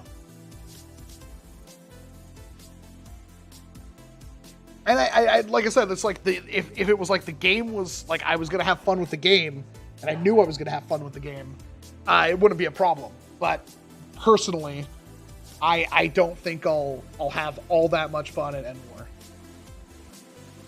And it sucks to not be a part of it. And I could still I could still change my mind, but I don't know if I will. I'm leaning towards no. I still got a couple of months, but I'm leaning towards no. I'd rather have a nice day, a Saturday streaming, when most of my people would be at End War. Nice day streaming on my birthday, hanging out. Maybe I'll by then I should have the studio fully operational and have some good fun with the people who want to hang out. I'd love to go to End War again, but I'd miss out on the extra job opportunity that would pay double what the End War trip would cost. Yeah, see, at that point I wouldn't rationalize it. See, it's like I really want to do the Jared Epic battle at the stadiums, but you're right, the cost of it all. See, that's the thing. For me, Jared's Epic Nerf battle or Blaster battle, I don't have to pay for it.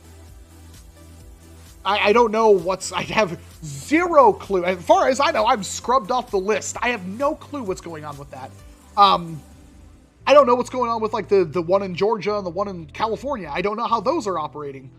I somehow doubt he's going to fly everybody out for every single one of those. I don't know what he's doing. I assume he's just going to do those solo and they're going to sell out anyway. I'm super confused how that's going to work, but I don't pay for that. If I had to pay for it, it might be a different story. But since just like the event that I'm going to, it's not really an event. The thing I'm going to go do in Texas is like, I don't really have the money to just spend $2,000 to fly away for a weekend. Like, I'm not rich. If I was rich, things would be a heck of a lot better around here. But I do know that I'd like to, at least once a year do something, when it's worth it. And if I do get it for free, then yeah, I'm going to take that opportunity. Why would I not? Because then, it's not exactly a vacation. Jared's Epic Blaster Battle last year was a lot of work, doing 2 of them back to back. It was horrible. I mean, like, physically, mentally, it was exhausting, but it was a pretty fun experience. Not the greatest it could have been, but this year looks to be a little bit better for us.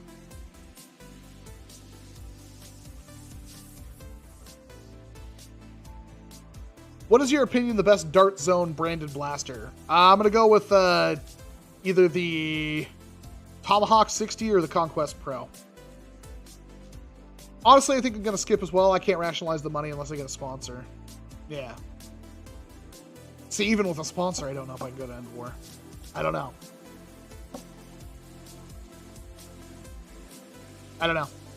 It's like, if I'm going to get flown out to a thing, I usually will do it. It's hard to say. It really is. Fun fact, there's almost no large Indiana Nerf events. I don't think that's true at all, Indigo.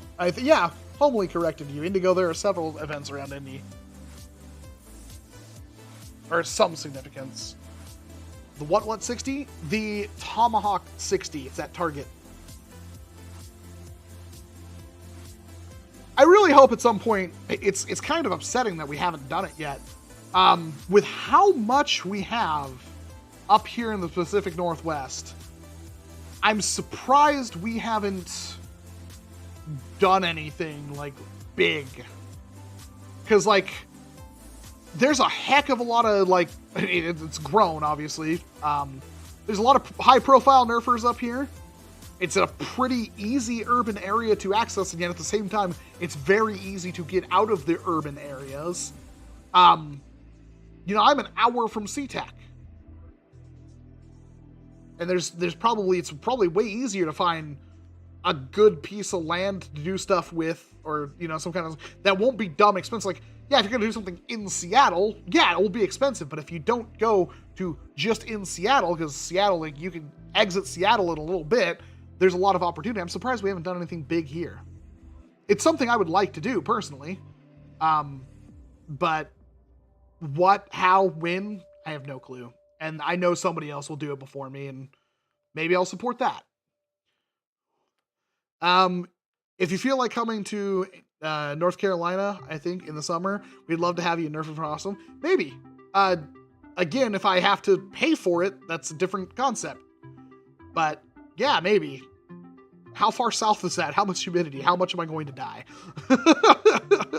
Can I bring an emotional support Jose with me?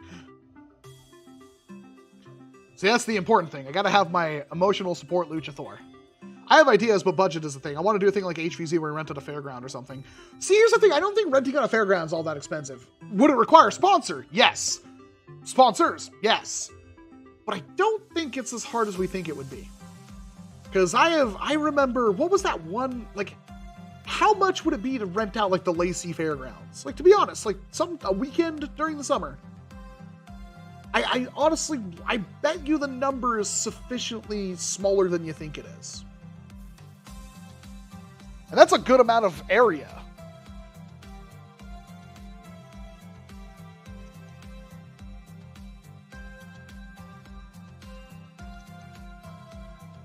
Maybe one day, maybe one day. I honestly, like, I would get on a phone, set something up for 2023 in, like, early August. The weird part is, though, it's like, so around here, from what I know, schools get out late, or mid to late June, and don't go back to school until around early September. It's always after, it's usually after Labor Day weekend. But from what I've heard on the East Coast and stuff, that's completely different. They get out in, like, they get out May, like late May, and they go back to school early August. I'm not sure how I feel about that. Say you do go to End War, what's your loadout? I would most likely finish up a Dominator and as many 44 dart mags as I can carry. I'd probably make my backpack that would dispense them for me. We might be able to help with travel. Would have to talk to Mr. Rayleigh. I mean, he's offered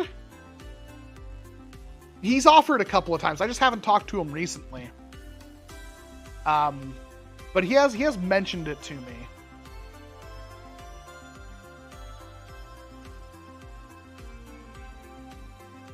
My school gets out late May and goes back early September. Well, you get the best of both worlds now, don't you? I'm from Jersey. School was out mid to June to early September. Okay.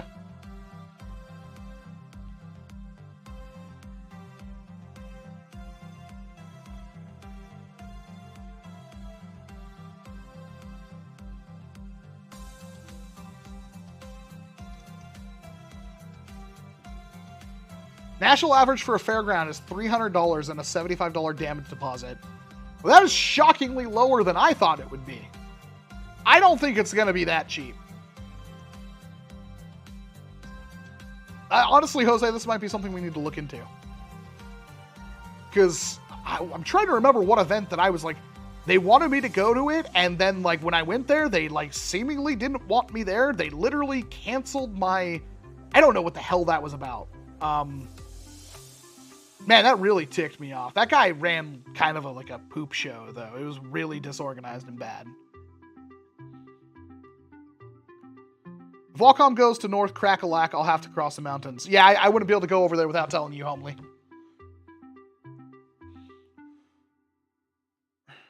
Hypothetically speaking, someone could pay for a trip on your birthday. I mean, that's very hypothetical. And also, it's like, I don't usually feel good when I leave the wife behind. Like, the thing that I'm going to in Texas, I'm taking Jose over my wife. What fairground? I believe it was Lacey in Washington. It'd have to be a one-day event. There's no way we can do it. Maybe we can do a 2-day. Because I know that event had, like, people camping on the fairground. And they had access to the building. And it was a lot of space. Like, if you were to do, like, you'd have to set stuff up. But it was a crap ton of space. Like, it was, like, it was a ton. Like, nerfing, like, we made a nerf arena there. And it was, like, freaking not even, like, 2% of the entire fair. Not counting, like, or counting the camping area was, like, nothing. So, like, setting up some kind of HVZ thing there, I think, would be doable. But you'd have to build, too. That's the other thing. All right, time to start the Wallcom goes to end war fund. See, here's the thing. I don't think that's a good proportion of money. And also, again, that would cost me a lot. I mean, so at that point, it would be like, how badly do you want me there? Here's a donation goal. I don't know if I would recommend doing that, because at the same time, it's like, I'd rather put that money into things that would make all this better.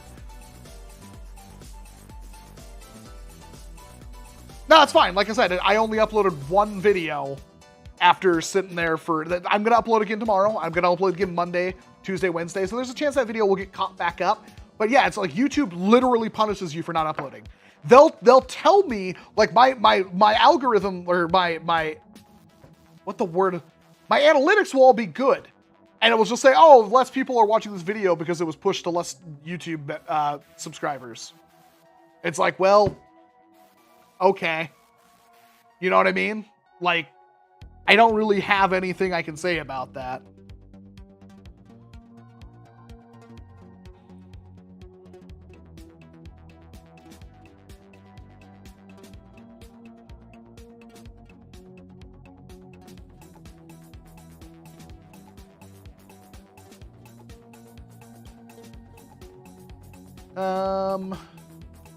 I just realized you could shove darts in the zoo or X-Shot cans and use them as grenades. I mean, I wouldn't let you use it as a grenade, but you do you.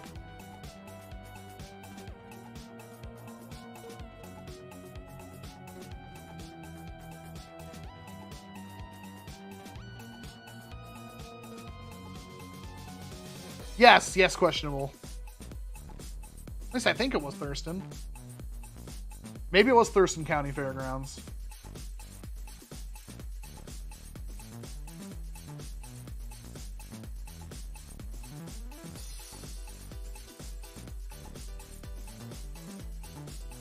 Yeah, tomorrow I'll probably do like the video on the whatever that thing is.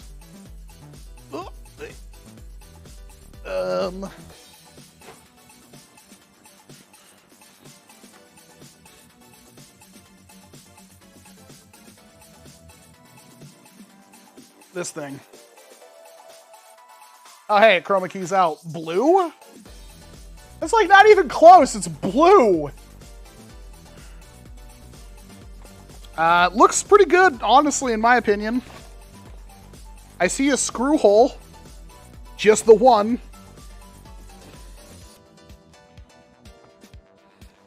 How many shots is it? RD8. Yeah. Yeah, I'll probably do the video on that tomorrow. I'd say let's go big if we could. I was looking at Puyallup Fair. Well, here's the thing. Like, I remember there being tier, like, what's the word I'm looking for? Height changes.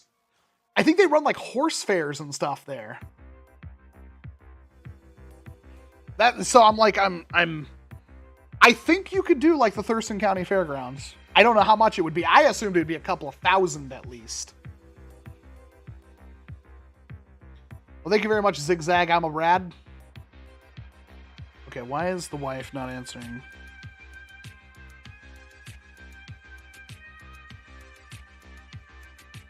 Hit her up on Discord.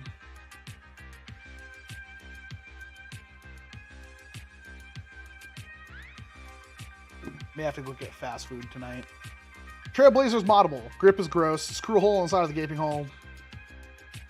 Screw hole side has a gaping hole in it to load darts.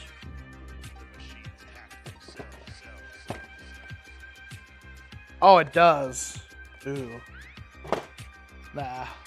Try to pretend I didn't see that for tomorrow's video. How's your arm handling you, Walrus S7? I got a bump, and there's still some bruising, but the color of my skin is normal here. That's what happens when you have a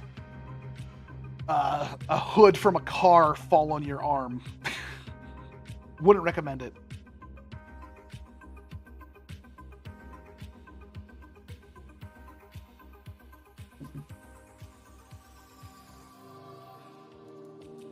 It hasn't been bothering me. Honestly, I haven't had any arm pain in a couple of days now.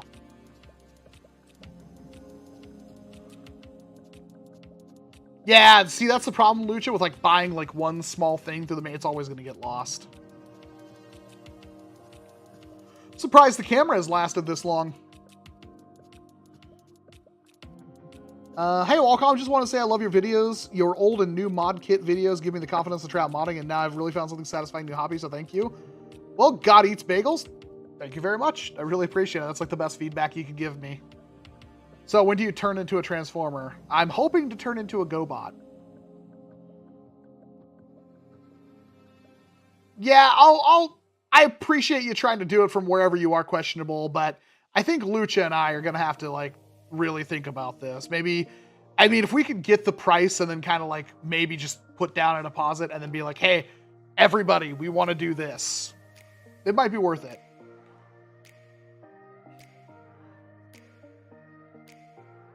Yeah, Huckleberry, that's kind of where it's at. Again, no shade at anything going on with End War.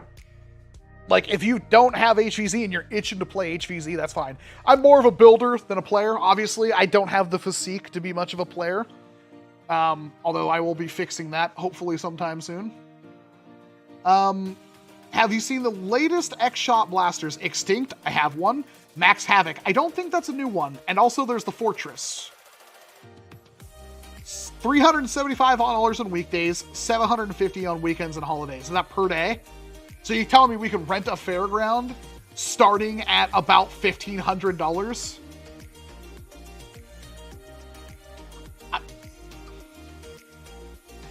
Like, if that's really the price, and they'll let us shoot Nerf darts as long as we pick them all up. Because I had a number in my head, and that's way under it. Like, Lucha is like, I could do that right now! That's really cool, though. Thank you very much, Questionable. I don't know if it's really that cheap, but man. I don't want to look it up on stream.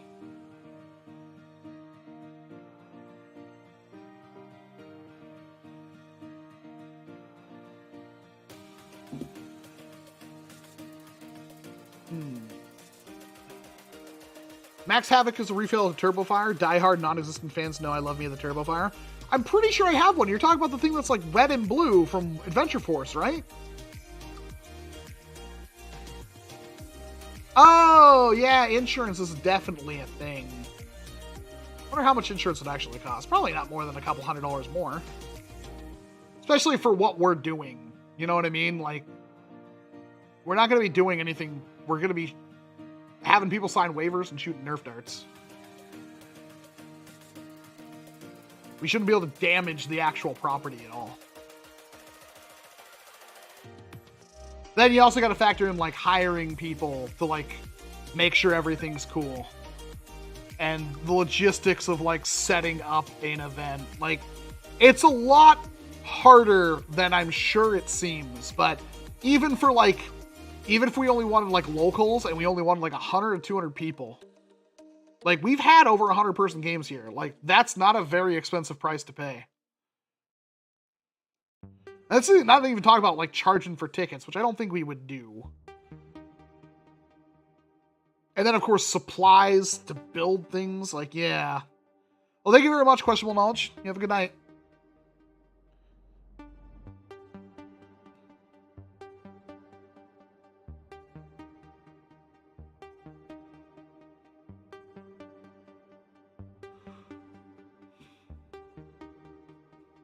I wonder. I don't know how long I'm going to keep this going, because I'm already kind of out of the things I wanted to talk about and hungry. And I've already been working pretty much all day. I did potentially want to take apart and fix the blaster, but I don't know how long that would take me, to be perfectly honest. Are you dead? Oh, no, you're on the other monitor.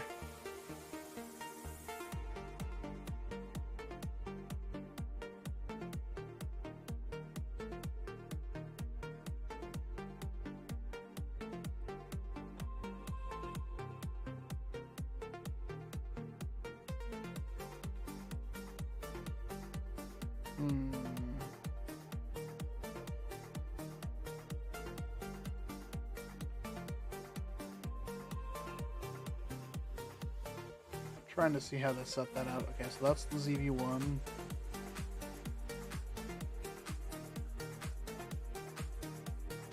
Oh, here's that.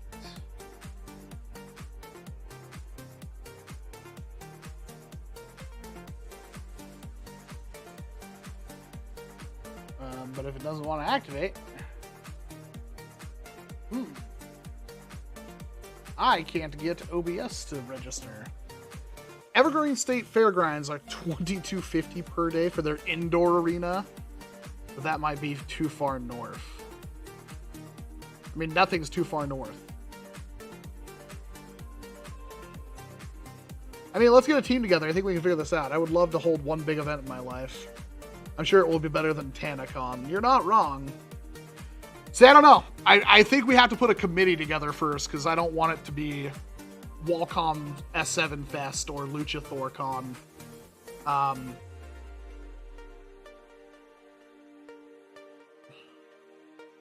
ready to go get food somewhere so I can relax and watch the final Sono Biscuitdoll episode. Yeah, but we have to spend money. I don't know if I necessarily want to spend money. I guess I kind of have to. But how much money do I want to spend?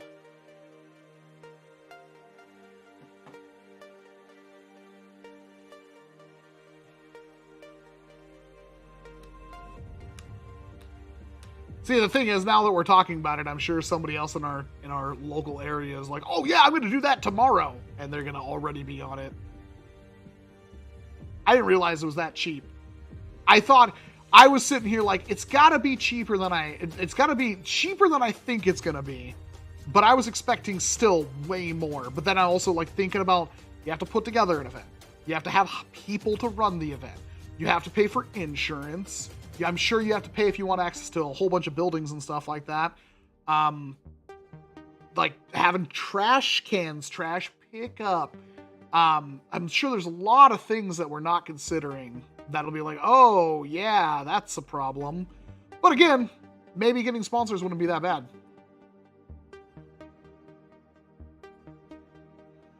Walcom 7, what would be your favorite blaster that you've recently reviewed? That's a really hard question. I've reviewed so many good things recently. It's probably the Pew Pew.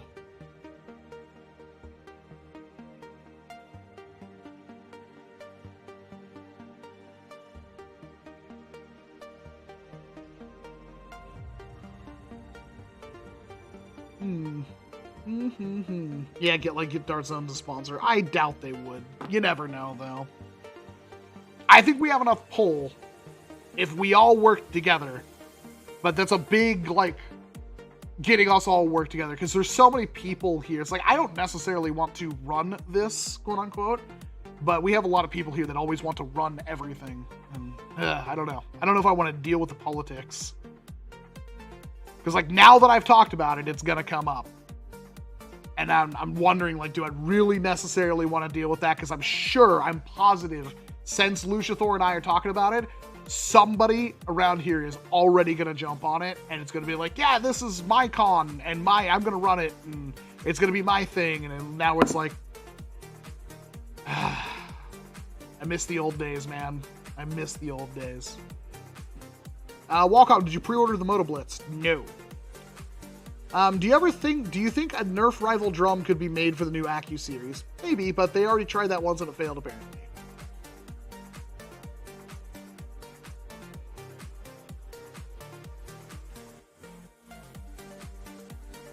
Not interested, Jonathan. I'm not a sports ball.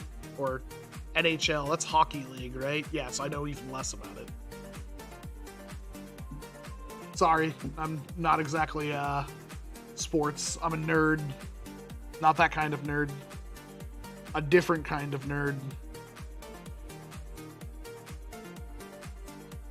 Man, I don't have Lucha here to just decide what I'm gonna get for food.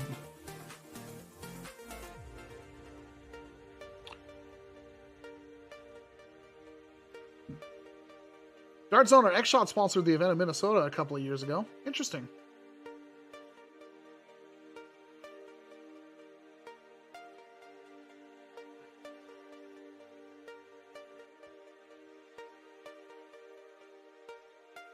Nerf rating first. Shut up, Lucha. Get out.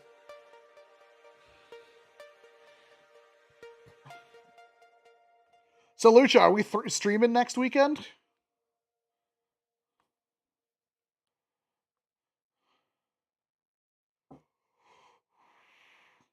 You should just open it and play with it until it breaks, Dalton. How about that?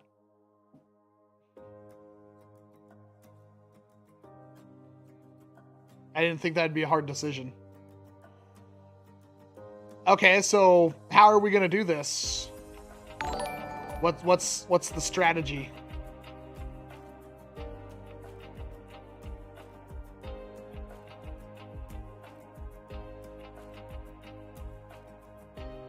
Gonna look and fly after our dues.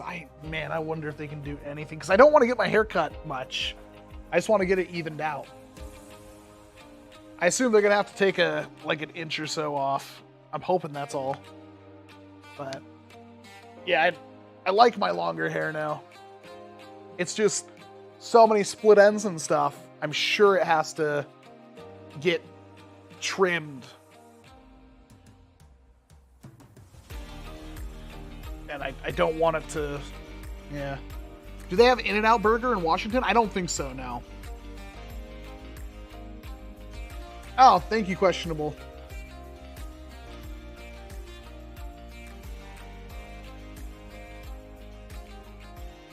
Well, if it's a newer Warden, it's probably fine.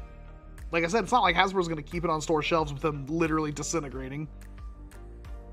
Ever been to Texas before? Well, yeah, I was at Jerry's Epic Blaster Battle last year. I'm going back to Texas in 2 weeks. Do you know of a 3D print over the shoulder for a take? What? Live stream the haircut? Well, we're going to a men's grooming salon or whatever. Apparently it's supposed to be really good.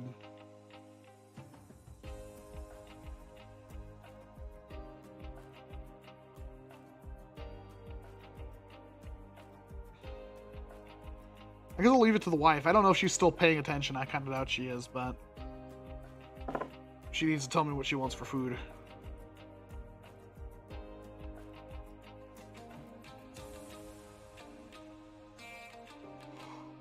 Would you retry?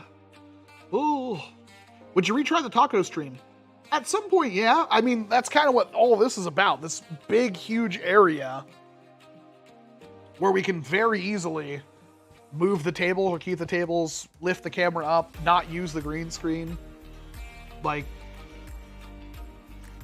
I can almost live stream into my actual studio. I can't right now, but we're so close. Some food is what she says. Well, you gotta pick something, honey. Yeah, so next week, are we gonna like get our haircuts, which is gonna keep us there until probably about 2. We have 1:32. And then what? Drive back here? How is this gonna work?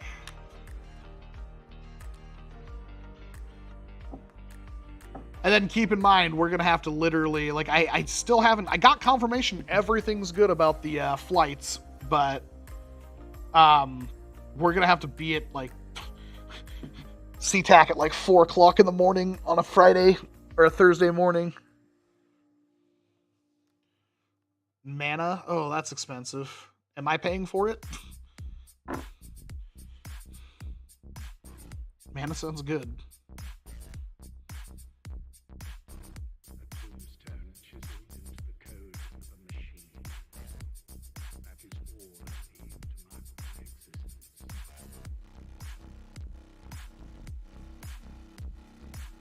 What if someone made a blaster that had recoil and isn't intense but just had recoil?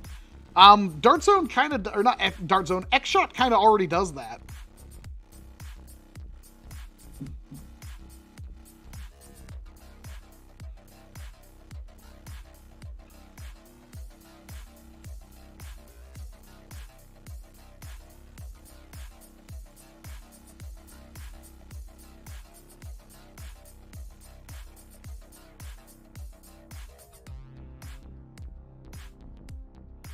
She'll get it, she says. It's either that or pizza. Pizza would be pretty good tonight, too. I mean, I know what you want, but I'll throw the caveat out there that we can order pizza. I know what you'll choose, but since you said you'll get something. The Centurion has some recoil, that is true. Ah, thank you, Axel.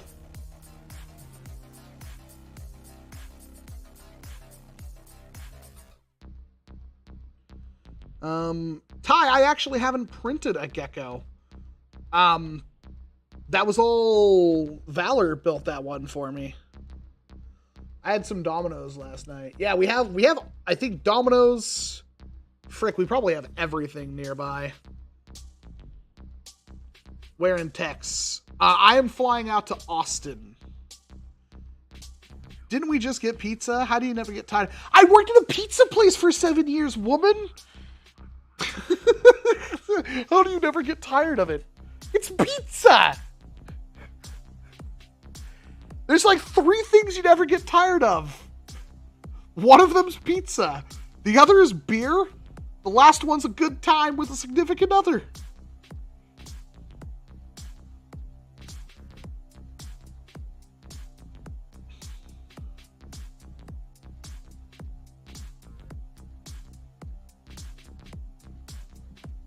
Or goth girls. Little Caesars don't have stuffed crust no more. Little Caesars is weird, man. Like, I don't hate them, but man, they're like not cheap anymore. Pizza Hut is S tier. You get out right now. Right now. I get burnt out easily on pizza and potatoes. Man, I just don't understand that.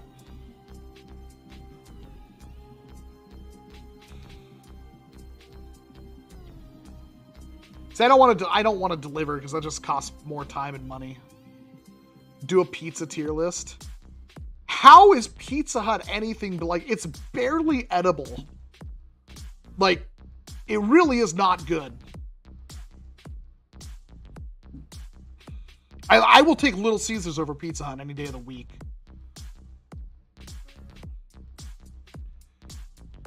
It's not a bad one, Axel. Oh, you are in Austin.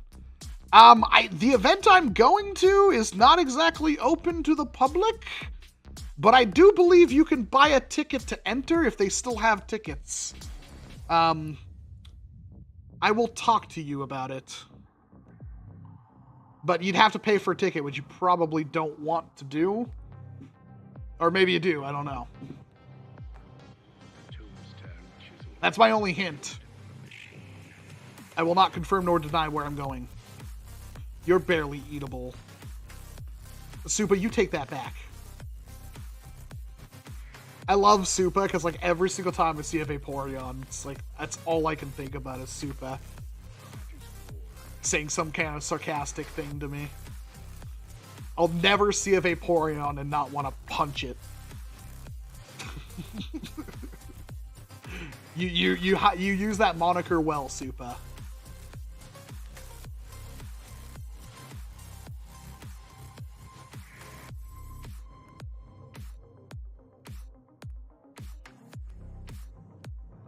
Best food apart from pizza? Well, that would be sushi.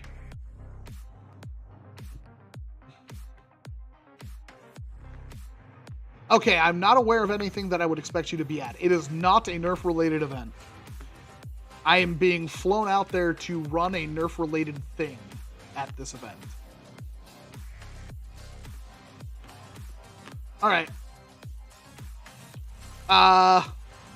Ayo, am I early to the stream? No, Burswick. We're about to stop, I think.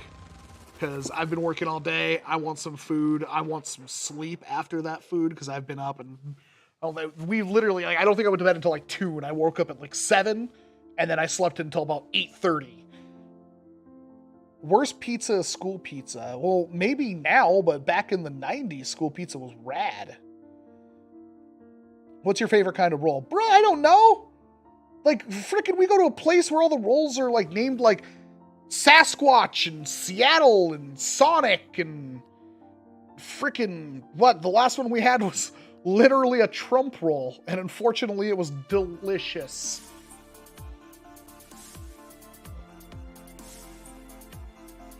Fun fact, bought a weighted blanket, slept amazing last night. I told you, honey, I wanted a weighted blanket. We need a king-size weighted blanket. AKF? What the hell does that mean? I don't pay attention to K-pop bands. Anytime I see a 3-letter acronym now, I just think of a K-pop band. School pizza is actually considered worse than prison food. What happened to school pizza? Bruh! Like, school pizza was so good.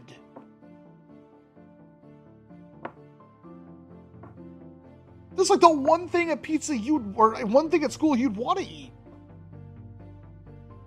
Okay, well, I must be just talking to a bunch of... See, here's the thing. You guys are a bunch of little Zoomers that had to live through them trying to make your pizza, like, as healthy for you as possible. Like, that's not the problem when I was a kid.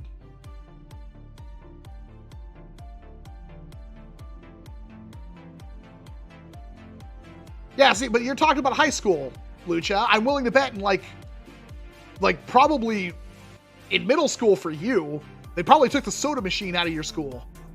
Like, my school used to have soda machines that you could buy like Pepsi and stuff at, and the school stores sold a whole bunch of really bad for you snacks.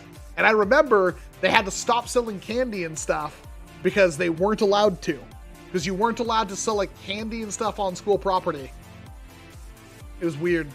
Like, you couldn't, like, I guess it was during lunch hours, I think was the stipulation.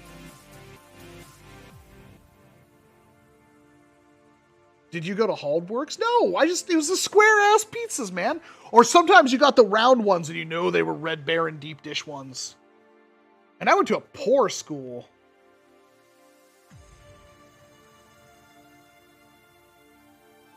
But the school ranch dressing was bad.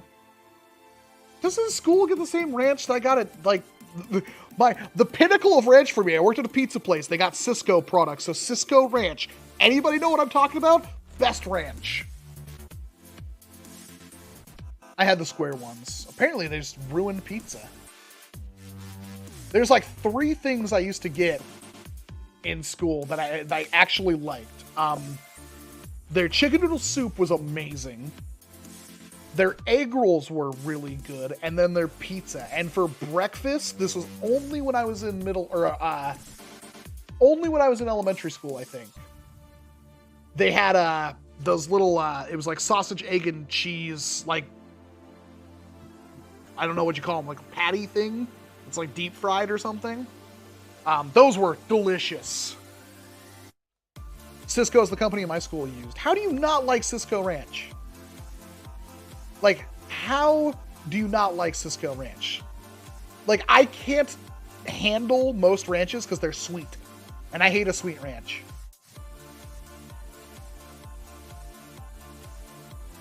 This is getting so off topic. Welcome to the Saturday Night Stream Thang. We have more people watching now that we're talking about school pizza than we did when we were talking about Nerf blasters.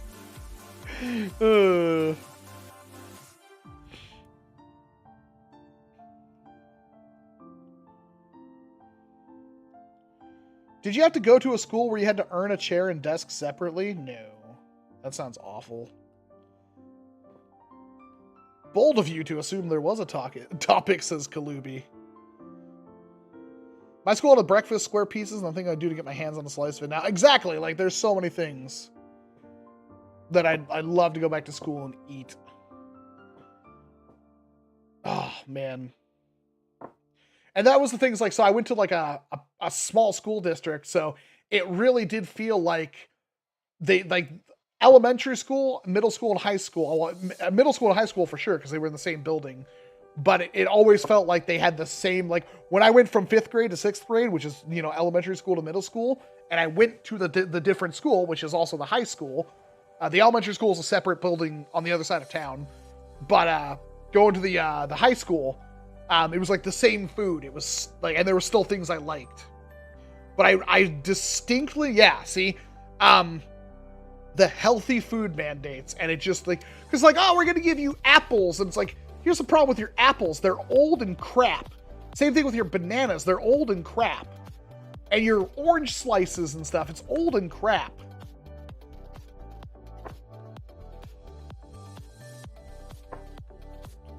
Like, school lunches, like, I stopped. I used to use, like, because I'd get, like, the $10 or whatever for the week.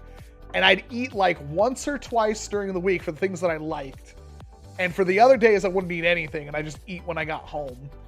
And then I'd spend usually there's like $7 left. I'd buy 2 booster packs of like Yu-Gi-Oh! Or Magic or something. Walcom, I'm a school general. I get to eat all this, and I wish we used to. The breakfast pizza slaps. I've never been a Bosco stick guy, though. The one time my friend got a school lunch mac and cheese. That sounds awful. He pulled it out, and it was solidified brick of cheese and crappy elbow pasta. Still have a picture of him holding it like a brick, yeah. Glad I'm online schooled. Yeah. I don't even remember what I liked for lunch in school. I vaguely remember Caesar salad wraps, and those are the best. Oh, man, I could mess those up tonight. I don't know if I need a school Caesar salad wrap, but I could mess up a Caesar salad wrap.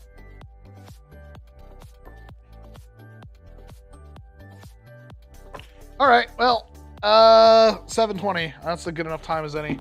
I'm gonna shut this down. Oh,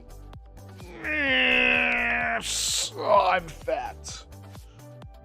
I used to like school nachos. Oh, that's another thing I used to actually like. Well, they still do the stuff like they used to. However, serving sizes are smaller due to calorie counts, plus very limited salt use, plus no frying. Yeah, everything was baked. Oh, God. I remember that, because, like, they took out the soda machines. There was a year, I remember, in high school. For 1 year, I don't know why it was only 1 year, but we had a milk vending machine, and it had really good milk in it. Like, some top-shelf stuff. But it was, like, $3 or $4 for a carton. That was the one where you could get, like, they had, like, 20 different flavors of milk, and they all came in little bottles. I don't remember why they stopped, but man, I used to get the coffee milk, like, all the time. That was only for 1 year. Then they just put, like, really crappy juice in all the soda machines. Like, really bad juice. Like, I can't even remember the brand, but it was like, if I saw it, a papaya mango, I would like vomit because I drink it so much because it's the only one of the juices that was any good. Oh my God. Chad, where are you? What the hell is the name of that juice? I'm gonna text him right now.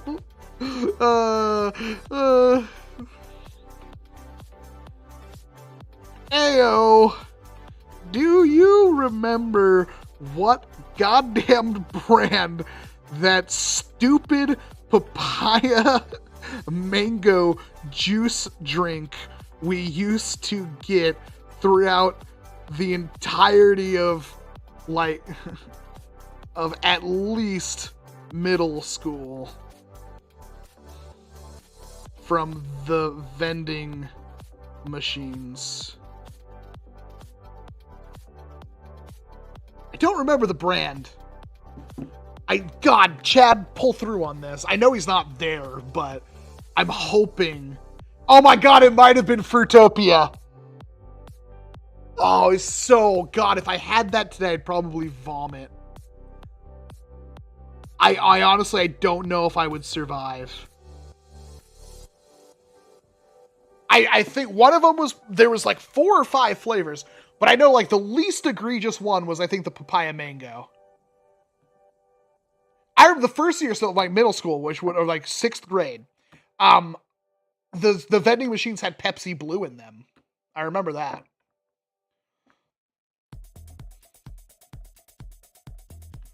We used to go like to where I used to go into the gym, and it was like the one there, like on the outside, there was like the exit or something on the far side that led to the track. There was a vending machine there that had Gatorade, and I used to get that to drink. High C, orange lava burst from McDonald's just hit different, man. Fruitopia was common in schools for a while. My cafeteria sold Sobe. Oh, that's another thing that didn't survive, I don't think. I think there's a couple of flavors of Sobe. Now we're just gonna see if Chadwick remembers. One of my favorite memories, I remember buying a Sunkissed orange drink. This is one of the reasons why I don't usually drink orange soda. Had to be, again, 6th grade. Band, we were performing the Nutcracker at the convention center. And I remember going in there and buying a Sunkissed orange drink from one of the vending machines. And this Sunkissed orange drink was like, I remember drinking it. And like, I must have drank at least half the thing. And it was one of my friends that like pointed out, it's like, your drink looks a little funny. And we're like, what are you talking about? And it's like, the top of the bottle where the juice had sat in the machine was stained orange. And with the soda stained it orange. And the bottle was, I think, literally 6 years out of date. Something ridiculous like that. And it turned me off drinking. Like, I was like, man, this doesn't taste that good. It was horrible. It was sun-kissed orange. So, like, I will never drink, like, sun-kissed orange. Sobe had one flavor that was bussin'. Oh my god, they had so many. Sobe was so cool. If you didn't live during the heydays of Sobe, where you'd like walk into a gas station, there'd be like 30 or 40 flavors of Sobe. Grape grog. I know they still have like the cream one, and they still have like the pina colada and the dragon fruit ones, but man, Sobe was, I don't know what the hell happened to Sobe. Did it give you superpowers? No. Pretty sure it just gave me explosive diarrhea. Old Snapple glass. Yes. God, Snapple's garbage outside of a glass bottle.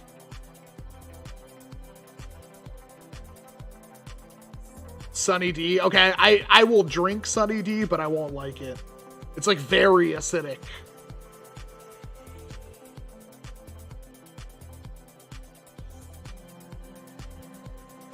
See, if I remember correctly, I think I've brought this up on stream before, but I remember Volt energy drink was like the first energy drink I remember getting. But the problem with Volt is also like 89 cents for like, I want to say a liter. It was like more than you'd normally get for a soda. So if you were like walking to school or walking home from school and you went past the gas station, you could get a Volt, which is like the bigger bottles. Like maybe it was 32 ounce or 40 ounce or something like that. You get a Volt for like 89 cents as opposed to like the $1.50, $2 for a, Coke. And they always had specials too. Like you get 2 freaking bottles of Volt for like $1.50. And if I'm not mistaken, it was literally Surge, the soda, which some of you may remember fondly. It was literally Surge, but without the thing that gave little kids heart attacks. God no, I totally forgot that was even a thing. But you can now taste it, can't you? Freaking imagine young Walcom in the middle of band performance and the orange soda hits. Pretty much what happened.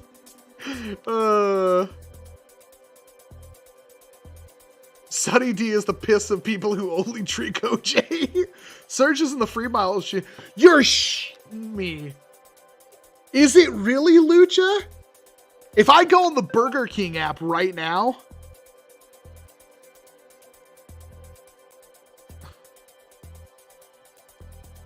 I have acid reflux just thinking about that flavor.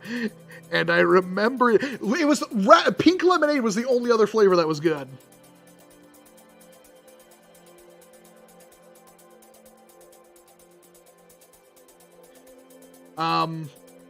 Is it really? Okay, hold on. I'm gonna open I got the Burger King app because it's the closest fast food thing. Can I seriously get a Surge? It's been like 4 years since I've had a Surge, I think. Oh my god, and freaking Burger Queen. There we go. Yay. Menu. Oh my god, I just want a drink. What is this? Your Melty Pleasure, the antisocial one, the spicy one. Okay. Sure.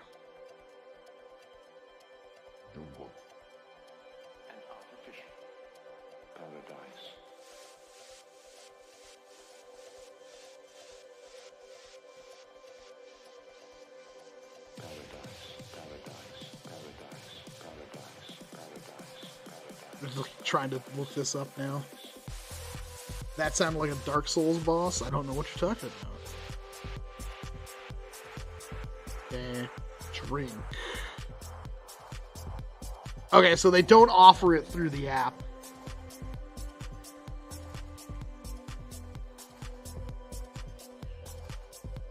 Alright, well, I'm going to deal with this later. We're going to shut it down.